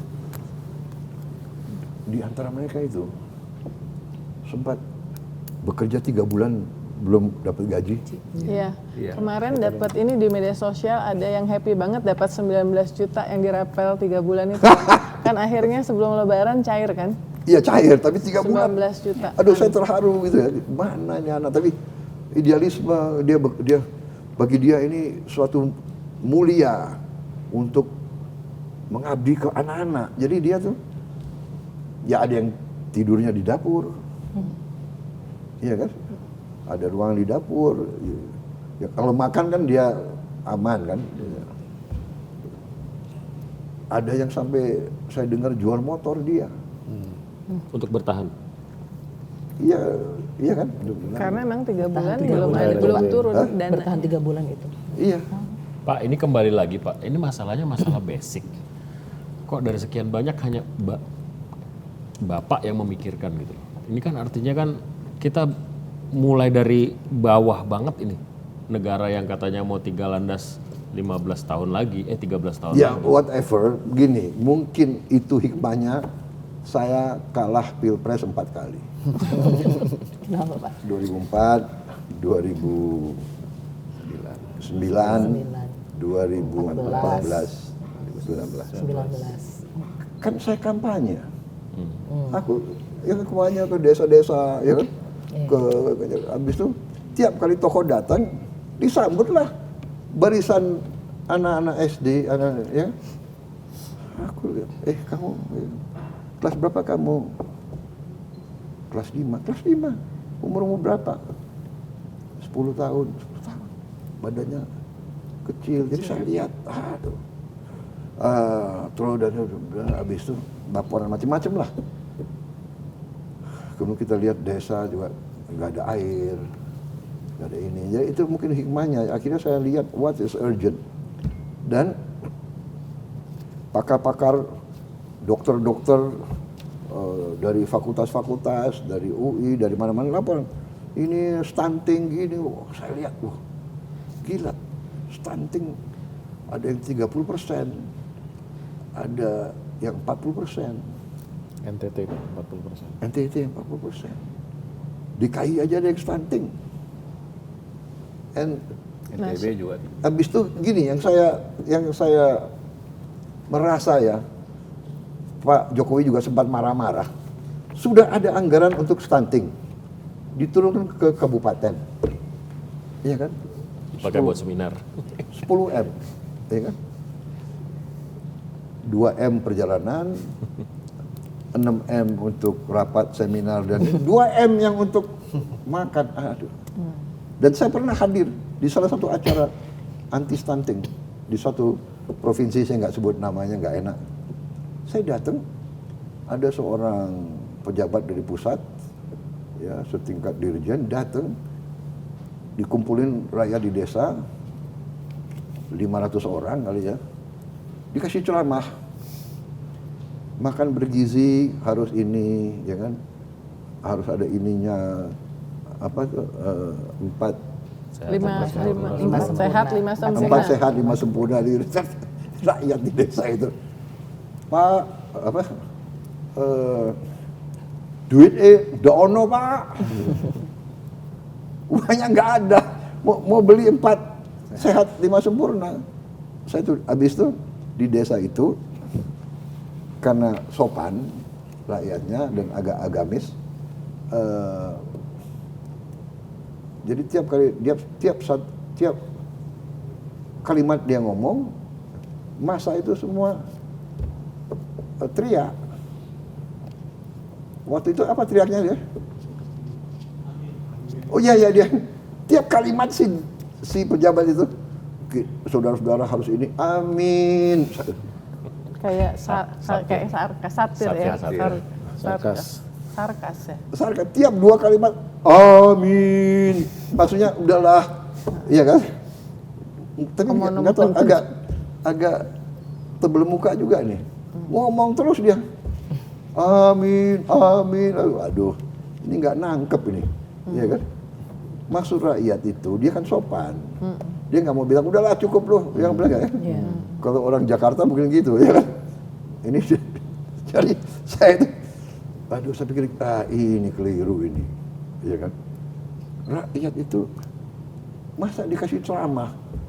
Dia masalahnya tuh makannya nggak ada gitu loh. Ya oke, sekarang kita intervensi, ini bukan soal mau tinggalan segala, udahlah apa yang bisa kita buat dulu. Tapi ternyata para ahli cerita sama saya, dengan kita gelontorkan itu semua di desa, yang kita balikin adalah arus. Tadinya uang disedot ke pusat, kita balikin. Lokal ekonomi ya Pak? Tambah kalau koperasi jalan itu bisa. Akhirnya, wah ini jual sayur, ini jual ayam, telur, ikan asin, ini jual. Jadi dia new market. Dan ternyata kita gelontorkan itu uang di bawah itu, ekonomi tumbuh, demand tumbuh, daya beli tumbuh, ekonomi berputar. Jadi tidak hanya mengatasi stunting, tapi menimbulkan pemerataan wealth yang alamiah gitu. Tidak semata-mata handout. Tidak kita kasih duit. Maaf kalau kita kasih uang, ya kan? Ini saya dapat pelajaran dari banyak ahli ya. Kalau mau kasih uang harus kasih ke ibu. Iya Pak. Iya. Kalau Bapak dipakai buat beli rokok. Kalau laki kalau Iya kenapa ya? beli rokok kan. Iya kan kenapa laki-laki ini banyak gak benernya. Nggak hanya rokok, judol juga. Judul juga. Rokok ada yang ini, iya kan? Jadi itu mantan presiden Brasil cerita sama saya. Kita kirim uang, tapi uangnya harus ke ibu, harus ke ini. Karena ternyata ibu itu selalu mikirin anaknya. Ibu itu manusia terkuat di dunia sekarang Pak. Iya kan? Di bumi istilah di netizennya. Wanita itu wanita terkuat di bumi sekarang. Pak, sorry, saya ini kan rekaman ya. Kayaknya harus ada yang nanya soal Danantara deh Pak. Itu penting sih menurut saya. Silakan siapa aja sih. Saya cuma ngusulin aja. Silakan. Ya, Danantara itu, oke. Kalau gitu saya nanya. Silakan Bu. Sebagai staf khusus. Danantara itu apakah Presiden memberikan target untuk 2025 sesudah sekarang strukturnya sudah full ya, lumayan full ya, yang esensial. Apakah Presiden memberikan target untuk 2025 ini berapa misalnya proyek yang akan dikerjakan, dan apakah sudah ada tanda-tanda pihak yang tertarik untuk ikut serta dalam financing syndication dari leverage-nya dari Danantara Pak? Oke, kita tidak beri target. Karena saya pendekatannya adalah feasibility daripada proyek itu. Yang paling penting harus feasible, ya harus yang saya kasih kriteria satu, harus bisa memberi nilai tambah yang signifikan. Ya. Kita tidak mau jual boksit gelondongan. Proses jadi alumina naik berapa kali nilainya, alumina proses jadi aluminium naik berapa kali nilainya, ujungnya jadi macam-macam. Kalau tidak salah, kalau udah menjadi panel surya, ya, panel surya di situ itu nilai tambahnya 115 kali. That is where kita nanti akan jadi wealthy. Jadi saya kasih pengarahan, proyeknya harus feasible, harus beri nilai tambah kepada bangsa Indonesia. Itu satu. Dengan feasible, kita punya sumber alam, kita punya offtake, market yang jelas. Nah ini proyek ini feasible. Dengan feasible, sumber alam jelas, offtake jelas, market jelas. Proyek ini on its own project menarik untuk investasi. Begitu. Pak, dengan policy Trump, tarif reciprocal tarif, ini kan menandai the worst protectionism policy in the world after Great Depression 1930 ya. Iya. Nah, ketika semua negara itu berpikir untuk dirinya sendiri, Ya. investasi justru ditarik ke dalam negeri. Ya. Gimana ini pengaruhnya terhadap Prospek nasib Danantara dalam waktu dekat terutama? Saya tambahin Pak, satu lagi Pak. Kenapa tokoh-tokoh asing banyak banget sih? Ada yang juga di sosial media. Itu kenapa koruptor dijadiin orang yang juga mikirin Danantara gitu. Maksudnya Taksin gitu. Satu lagi Pak, terkait Danantara.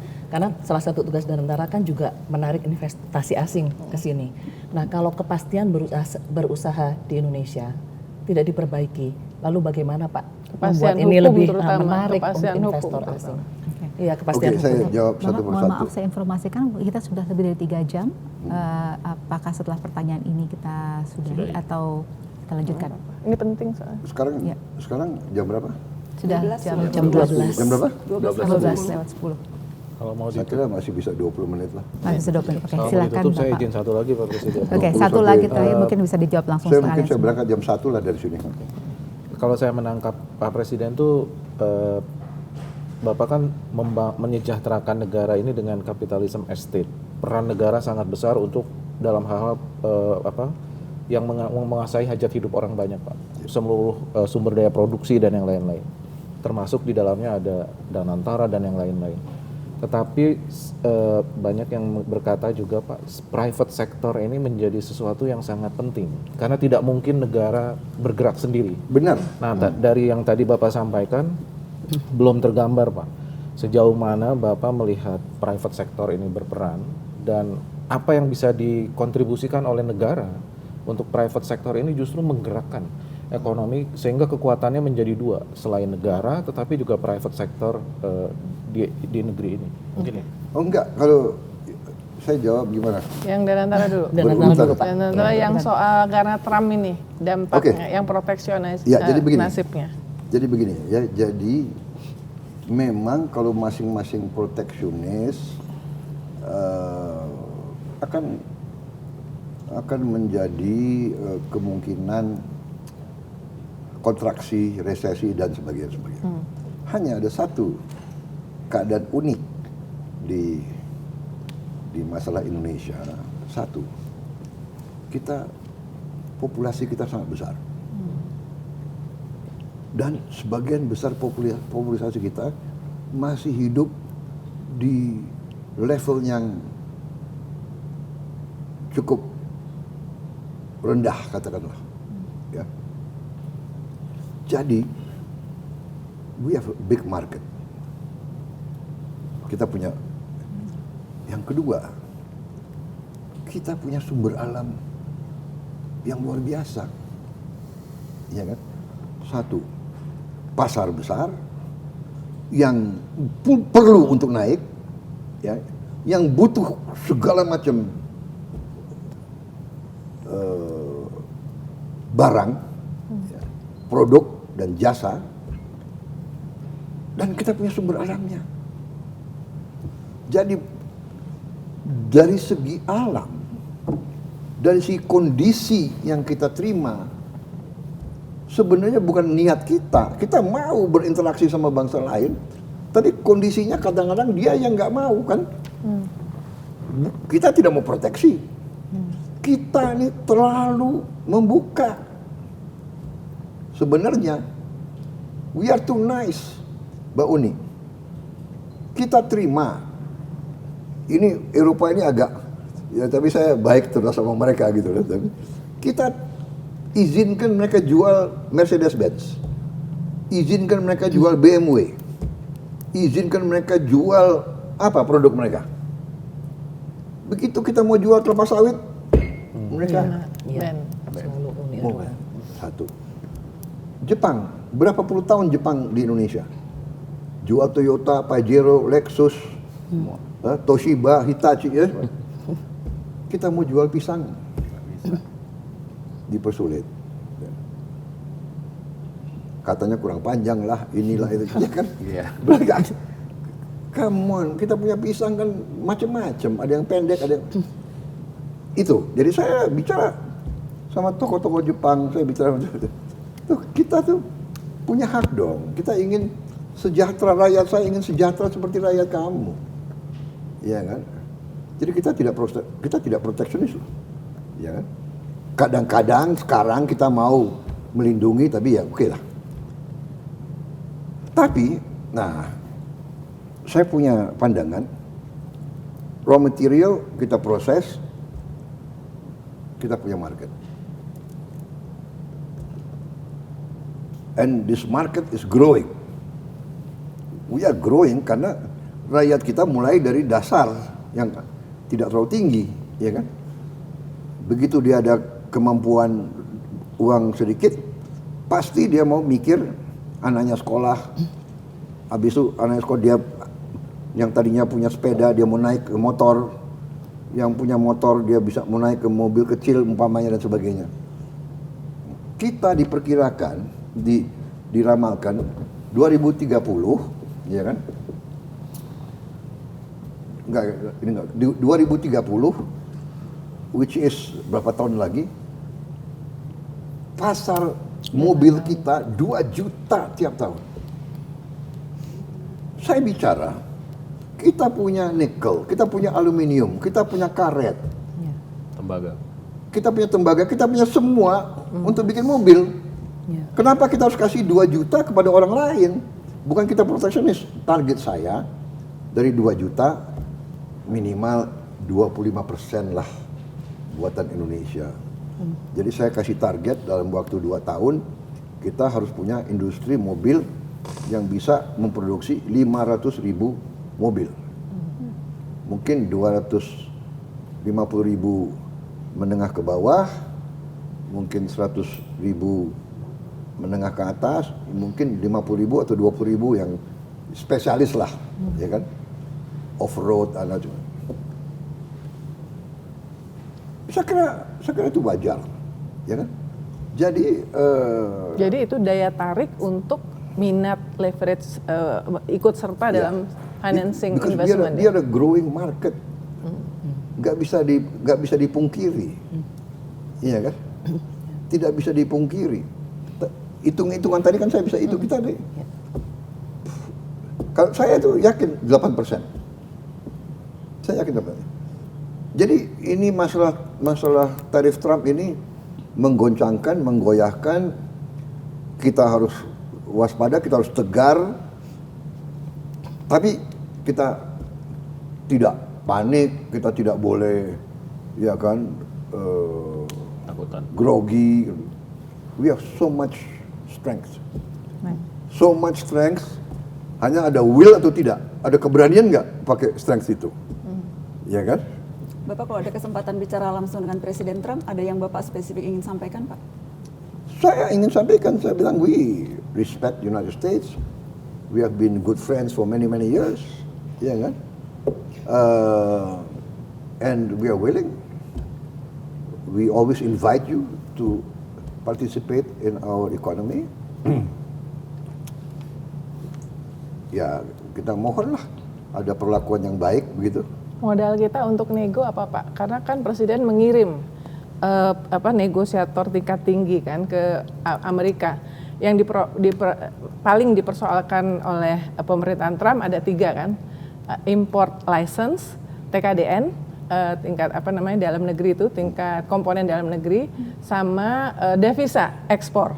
Nah, apakah berarti di situ kita bisa menurunkan atau mengubah posisi? Devisa ekspor, saya kira bukan hasil devisa hasil DHESDA, hasil devisa ekspor. 3 hal itu yang paling dipersoalkan dari Indonesia. Tapi itu saya kira salah pengertian dari mereka. Pertama soal TKDN, saya akui kadang-kadang ada KL kita yang terlalu kaku, sudah saya perintahkan untuk kita longgarkan. Masalah DHE, saya kira DHE itu adalah semua perusahaan, peraturan kita soal DHE ya, semua perusahaan yang menikmati fasilitas aset dari Republik, dari negara kita, ya berarti kalau HGU, HTI, HPH itu adalah menikmati aset negara. Satu. Kemudian menerima kredit dari bank pemerintah. Wajib untuk menaruh hasil ekspornya di Indonesia. Kan wajar dong. Itu yang mau dijelaskan ya Pak ya? Iya, nggak ada kalau dia bawa uang sendiri, nggak ada perusahaan tambang kita bebasin kok. Nah, itu satu. Dia mau reciprocal, jadi kamu punya apa itu? Kamu punya ekspor sekian, surplusnya dia mau agak dikurangi dan sebagainya. Kita biar Willing to negotiate, Pak. ya willing to negotiate. Why not? Ya kan mereka tanya saya sudah, is Indonesia willing to buy oil and gas from United States? Saya bilang, yes, why not? Siapa ini yang bertanya, Pak? Apakah setelah Trump mengumumkan? Enggak, sebelum. Oh, sebelum. Iya, sebelum. Ya, tapi mungkin perjalanannya aja ini nggak ada masalah, kita negosiasi, ya kan?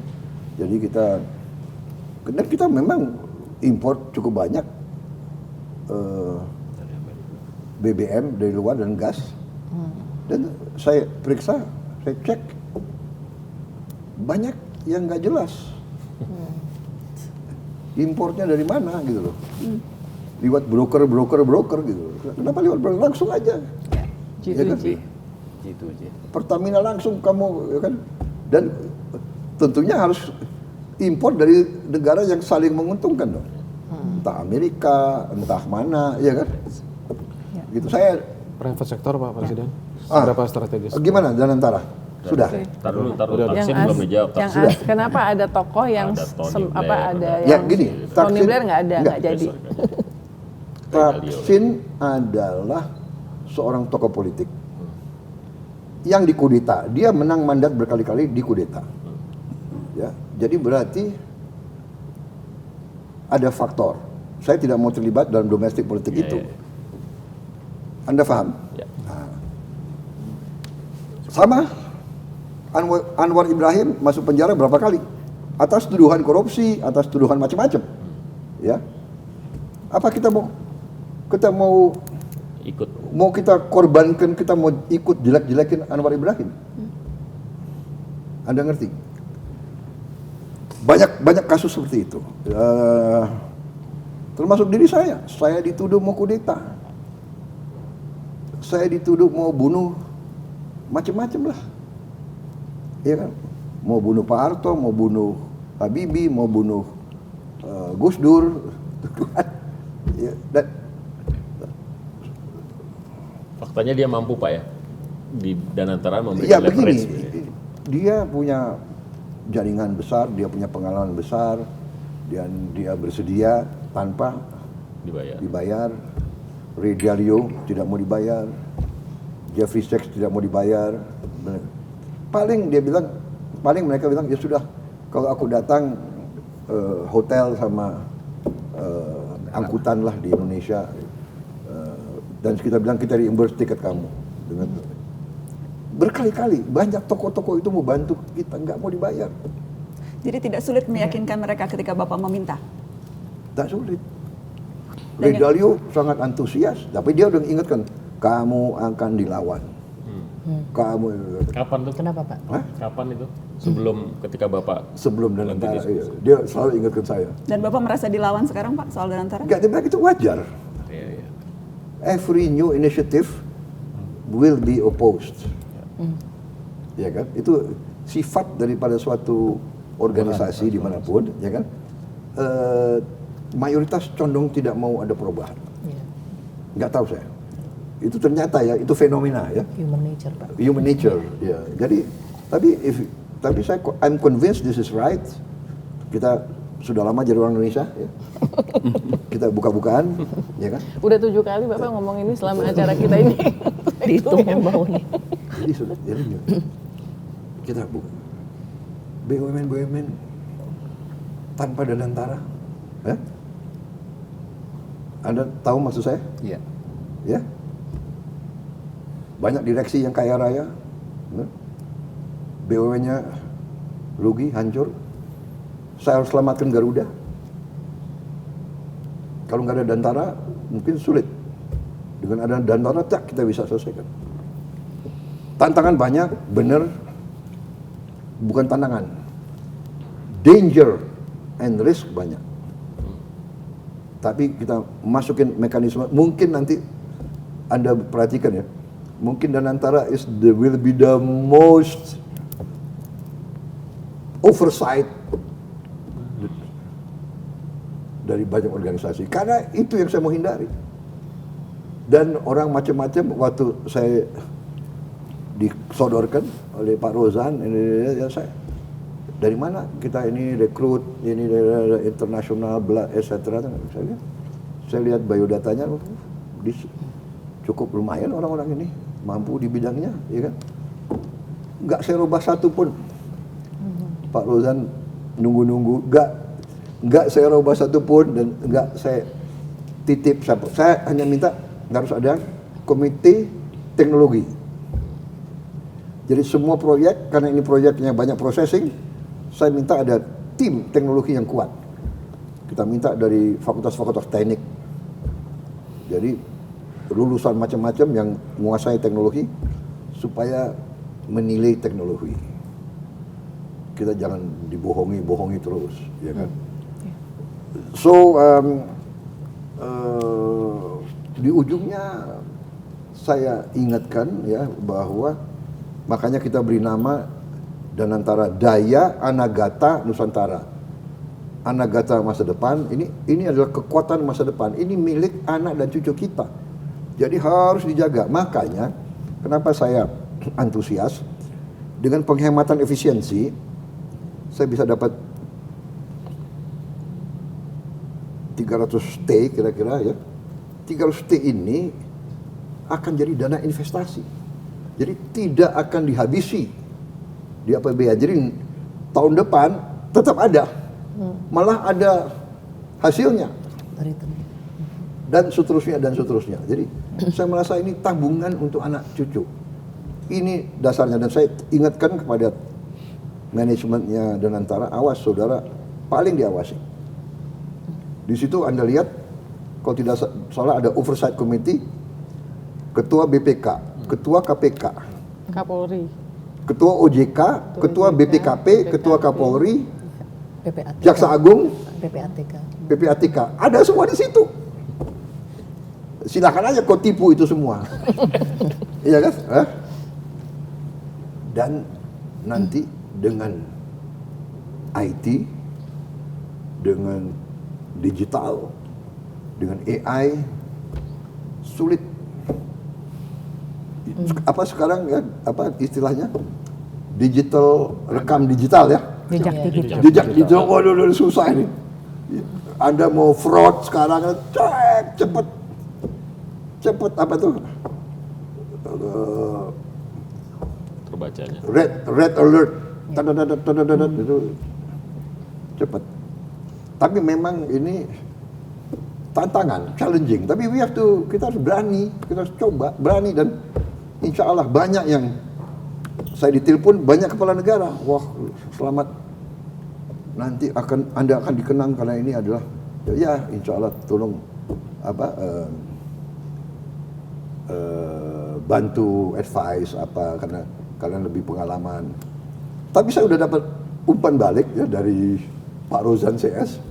Sekarang kalau mereka ketemu tokoh-tokoh atau mereka berkunjung ke negara lain, sekarang mereka dipanggil oleh presiden, oleh perdana menteri, oleh negara lain. Kenapa? Dia datang dengan sebagai pimpinan, dolar. ya kan, sovereign wealth fund 982 miliar dolar. Dia dipanggil. Jadi kita mulai dan kita nggak sadar bahwa we are strong, we are wealthy. Yes, kita harus lebih ketat, harus lebih waspada. Kadang-kadang ya, ini namanya the curse of resource, the curse of the wealthy. Kadang-kadang karena saking banyaknya kekayaan, kita ini apa itu? Terlena. Kita complacent dan kita boros. Kalau mendengar Maaf ya, penjelasan Bapak, bagus ya Pak? Saya termasuk saya nih. Ini tahun ini kalau nggak salah apa 70 tahun Asia Afrika. Asia Afrika. Ada yang sodorkan Pak, saya bilang 70 tahun kita sederhana aja. Gak usah undang 100 kepala negara, benar nggak? Bayangkan kalau kita undang 100 kepala negara, ya kan? Mendingan buat makan bergizi gratis. 100 Mercedes, 100 Amal, suite room, masing-masing kepala negara bawa 18. Tapi kan nanti ceritanya gini Pak, kalau mereka datang perputaran ekonomi di Indonesia. Udahlah kita hemat dulu. MBG aja ya Pak ya. Kalau ulang tahun ke-80 nggak apa-apa. Saya nggak tahu. Pak Presiden, Ya. satu saja. Tadi belum dijawab. Private sector. Seberapa strategis? Begini, private sector sangat penting. Nggak bisa everything done by the government, benar nggak? Makanya saya bilang enggak. Sekarang Pak Jokowi sudah bekerja, mulai sekarang infrastruktur, kereta api, pelabuhan, bandara, saya serahkan swasta. Saya yakin akan lebih efisien, karena dia nggak mungkin curi dari dirinya sendiri, iya kan, benar nggak? Dia nggak mungkin markup, tendernya dia tender bener gitu loh, benar nggak? Iya kan? Untuk apa dia menanggin orang, ya kan? Dia harus sangat efisien, sangat lean. Jadi private sector itu sangat penting. Ujungnya private sectornya akan ciptakan lapangan kerja paling banyak. Tapi maksud saya pemerintah ini di saat yang kritis untuk hal yang tidak menarik, masa sekarang private sector kita harapkan kasih makan gratis ke anak-anak? Mana ada private sector yang mau investasi 1000 kapal ikan? Iya kan? Kita harus rintis dulu, gitu.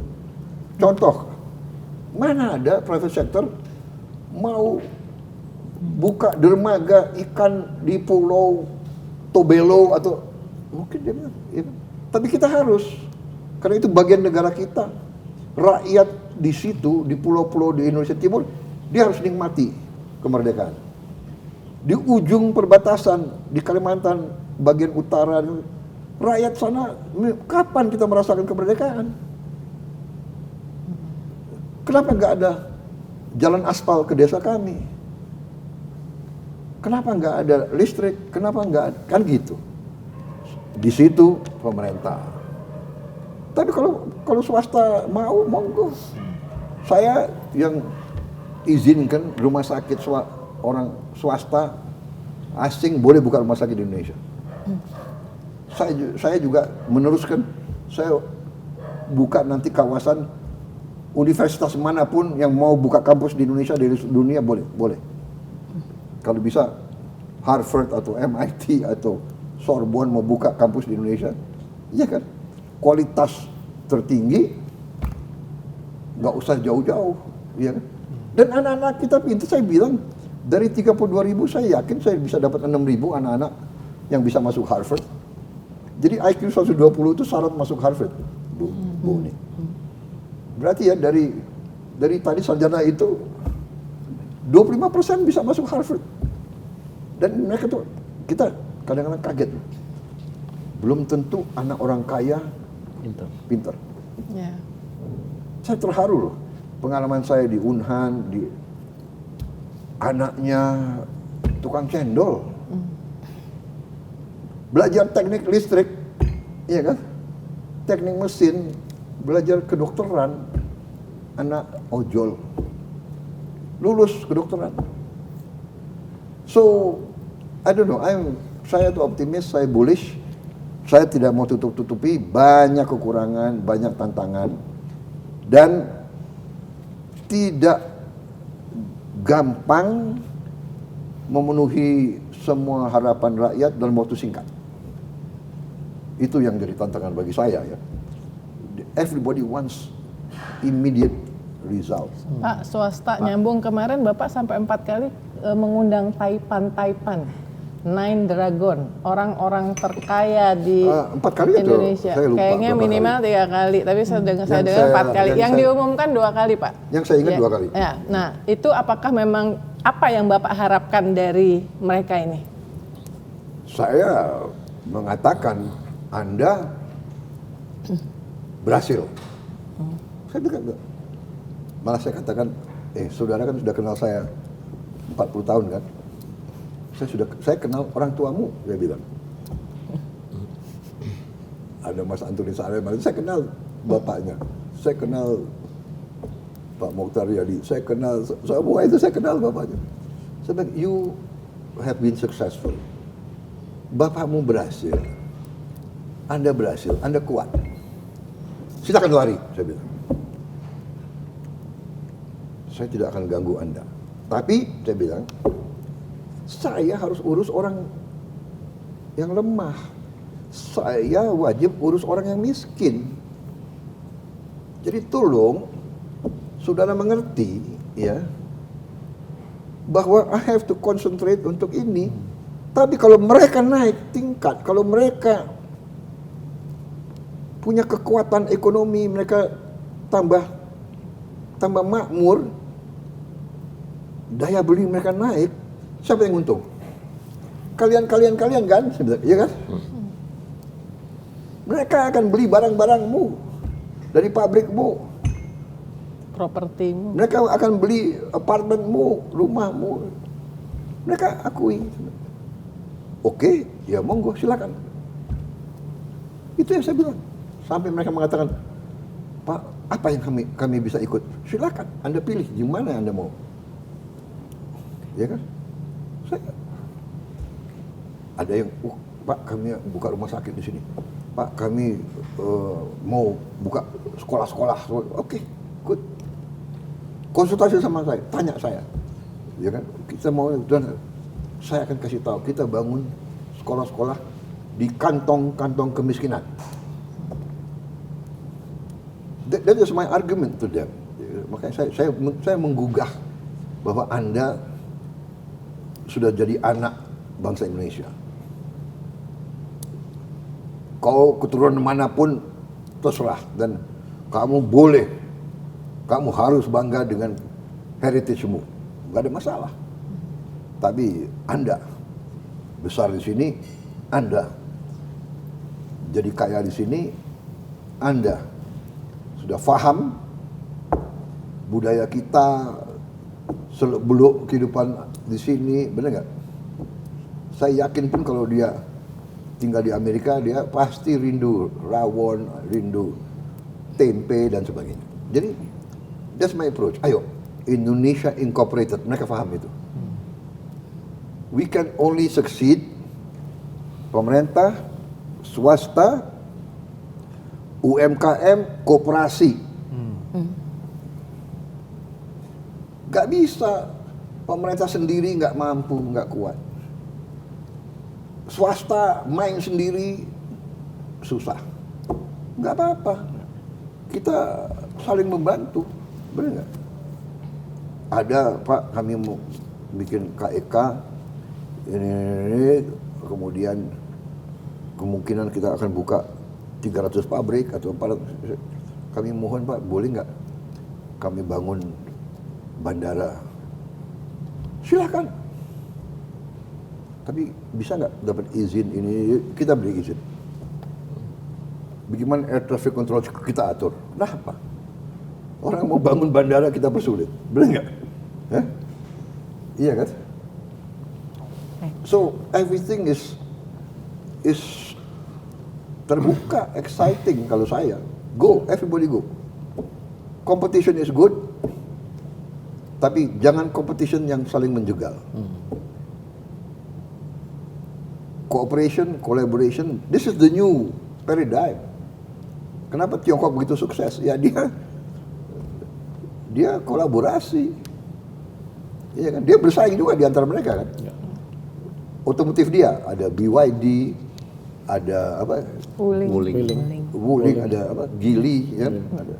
Cherry banyak. Bersaing. Baik. Apa lagi? Pak Presiden, Ya. Maaf sebentar. Pak Presiden satu hal. Bapak, Mas timnas Alwi, sebentar kita saya berpeluang boleh- besar masuk Piala Dunia. Dan Bapak terakhir nonton lawan Bahrain kan. Dan bila timnas kita masuk Piala Dunia, Ya. bonus dan atau penghargaan apa yang Bapak akan berikan baik selaku pribadi maupun sebagai kepala negara. Ini akan sebagai motivasi, Pak. Terima kasih, Pak. Bapak, maaf sebelum dijawab karena ini sudah lewat dari 20 menit yang Bapak alokasikan. Apakah kita boleh terima satu pertanyaan terakhir dari semuanya setelah kita tutup? Oke, baik, silakan. Tadi Soal timnas, saya kira sudah cukup? pasti kalau masuk pasti dapat suatu penghargaan yang sangat besar. Bapak yakin Mas, masuk Piala Dunia? Saya berdoa. putaran Tantangannya tidak ringan ya. Putaran keempat pasti masuk, Pak. Kalau lawan Cina menang, kita akan masuk putaran keempat. Habis itu kita akan mungkin lawan antara Irak lawan Jordan di putaran ke. Udah Fe. Tapi Anda mengatakan kalau kan. Pusing, Pak. Menang Kalau. lawan Cina lawan Cina kan kita main di kandang, Pak. Ya, oke, kita berdoa. Benar itu jawabannya. Closing dulu, closing. Baik, jadi sudah closing. Sekarang sudah semua tersalurkan semua pertanyaannya. sudah. Yang belum pasti kalau tersalur, tapi mungkin kali ini cukup dulu Mungkin ya. untuk saat ini cukup dulu ya. Baik, terima kasih sekali lagi kepada Bapak Prabowo yang sudah bersedia berdialog bersama kami. Senang sekali hari ini kita sudah bisa mengutarakan pertanyaan dengan bebas. Ini tidak diatur, sekali lagi pemirsa, semua bisa mengutarakan pertanyaan dan kemudian bahkan melanjutkan pertanyaan di sesi-sesi selanjutnya. Ini mudah-mudahan bisa menggambarkan hubungan ataupun kondisi dan peran media dalam demokrasi pemerintahan Presiden Prabowo Subianto ya Pak ya, yang terbuka, yang kita saling bisa memberikan masukan, bahkan mungkin tadi ada sedikit kritisi, tapi Bapak bisa menjawabnya dengan tenang dan menjelaskan kepada kita semua apa yang sudah dilakukan oleh pemerintah, sehingga akhirnya bisa menjadi penjelasan kepada masyarakat agar apa yang baik yang sudah dilakukan oleh pemerintah saat ini bisa terinformasikan dan kita semua bisa sama-sama mendukung. Ini bisa menjadi juga kesempatan buat kita semua untuk mendukung komitmen dari pemerintahan Bapak. Tentunya ke depan semoga bisa mencapai hal-hal yang baik termasuk dari asta cita yang sudah Bapak canangkan sebelumnya.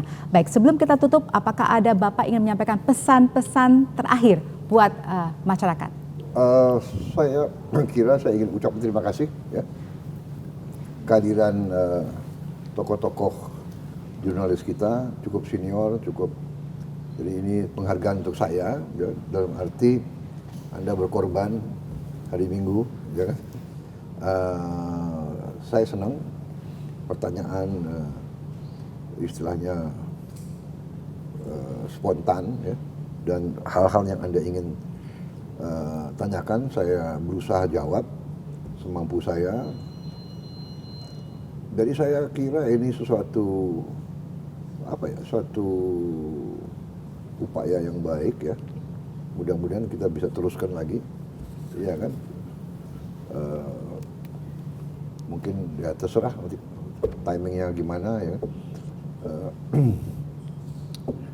Saya kira itu. Baik. Ya, terima kasih sekali lagi. Terima kasih Bapak Prabowo Subianto atas waktunya hari ini. Pemirsa, demikianlah dialog kita bersama Presiden Republik Indonesia Bapak Prabowo Subianto dalam acara Presiden Menjawab, wawancara dengan 7 jurnalis di Indonesia. Saya Valerina Daniel mewakili TVRI. Terima kasih, kami undur diri, sampai jumpa.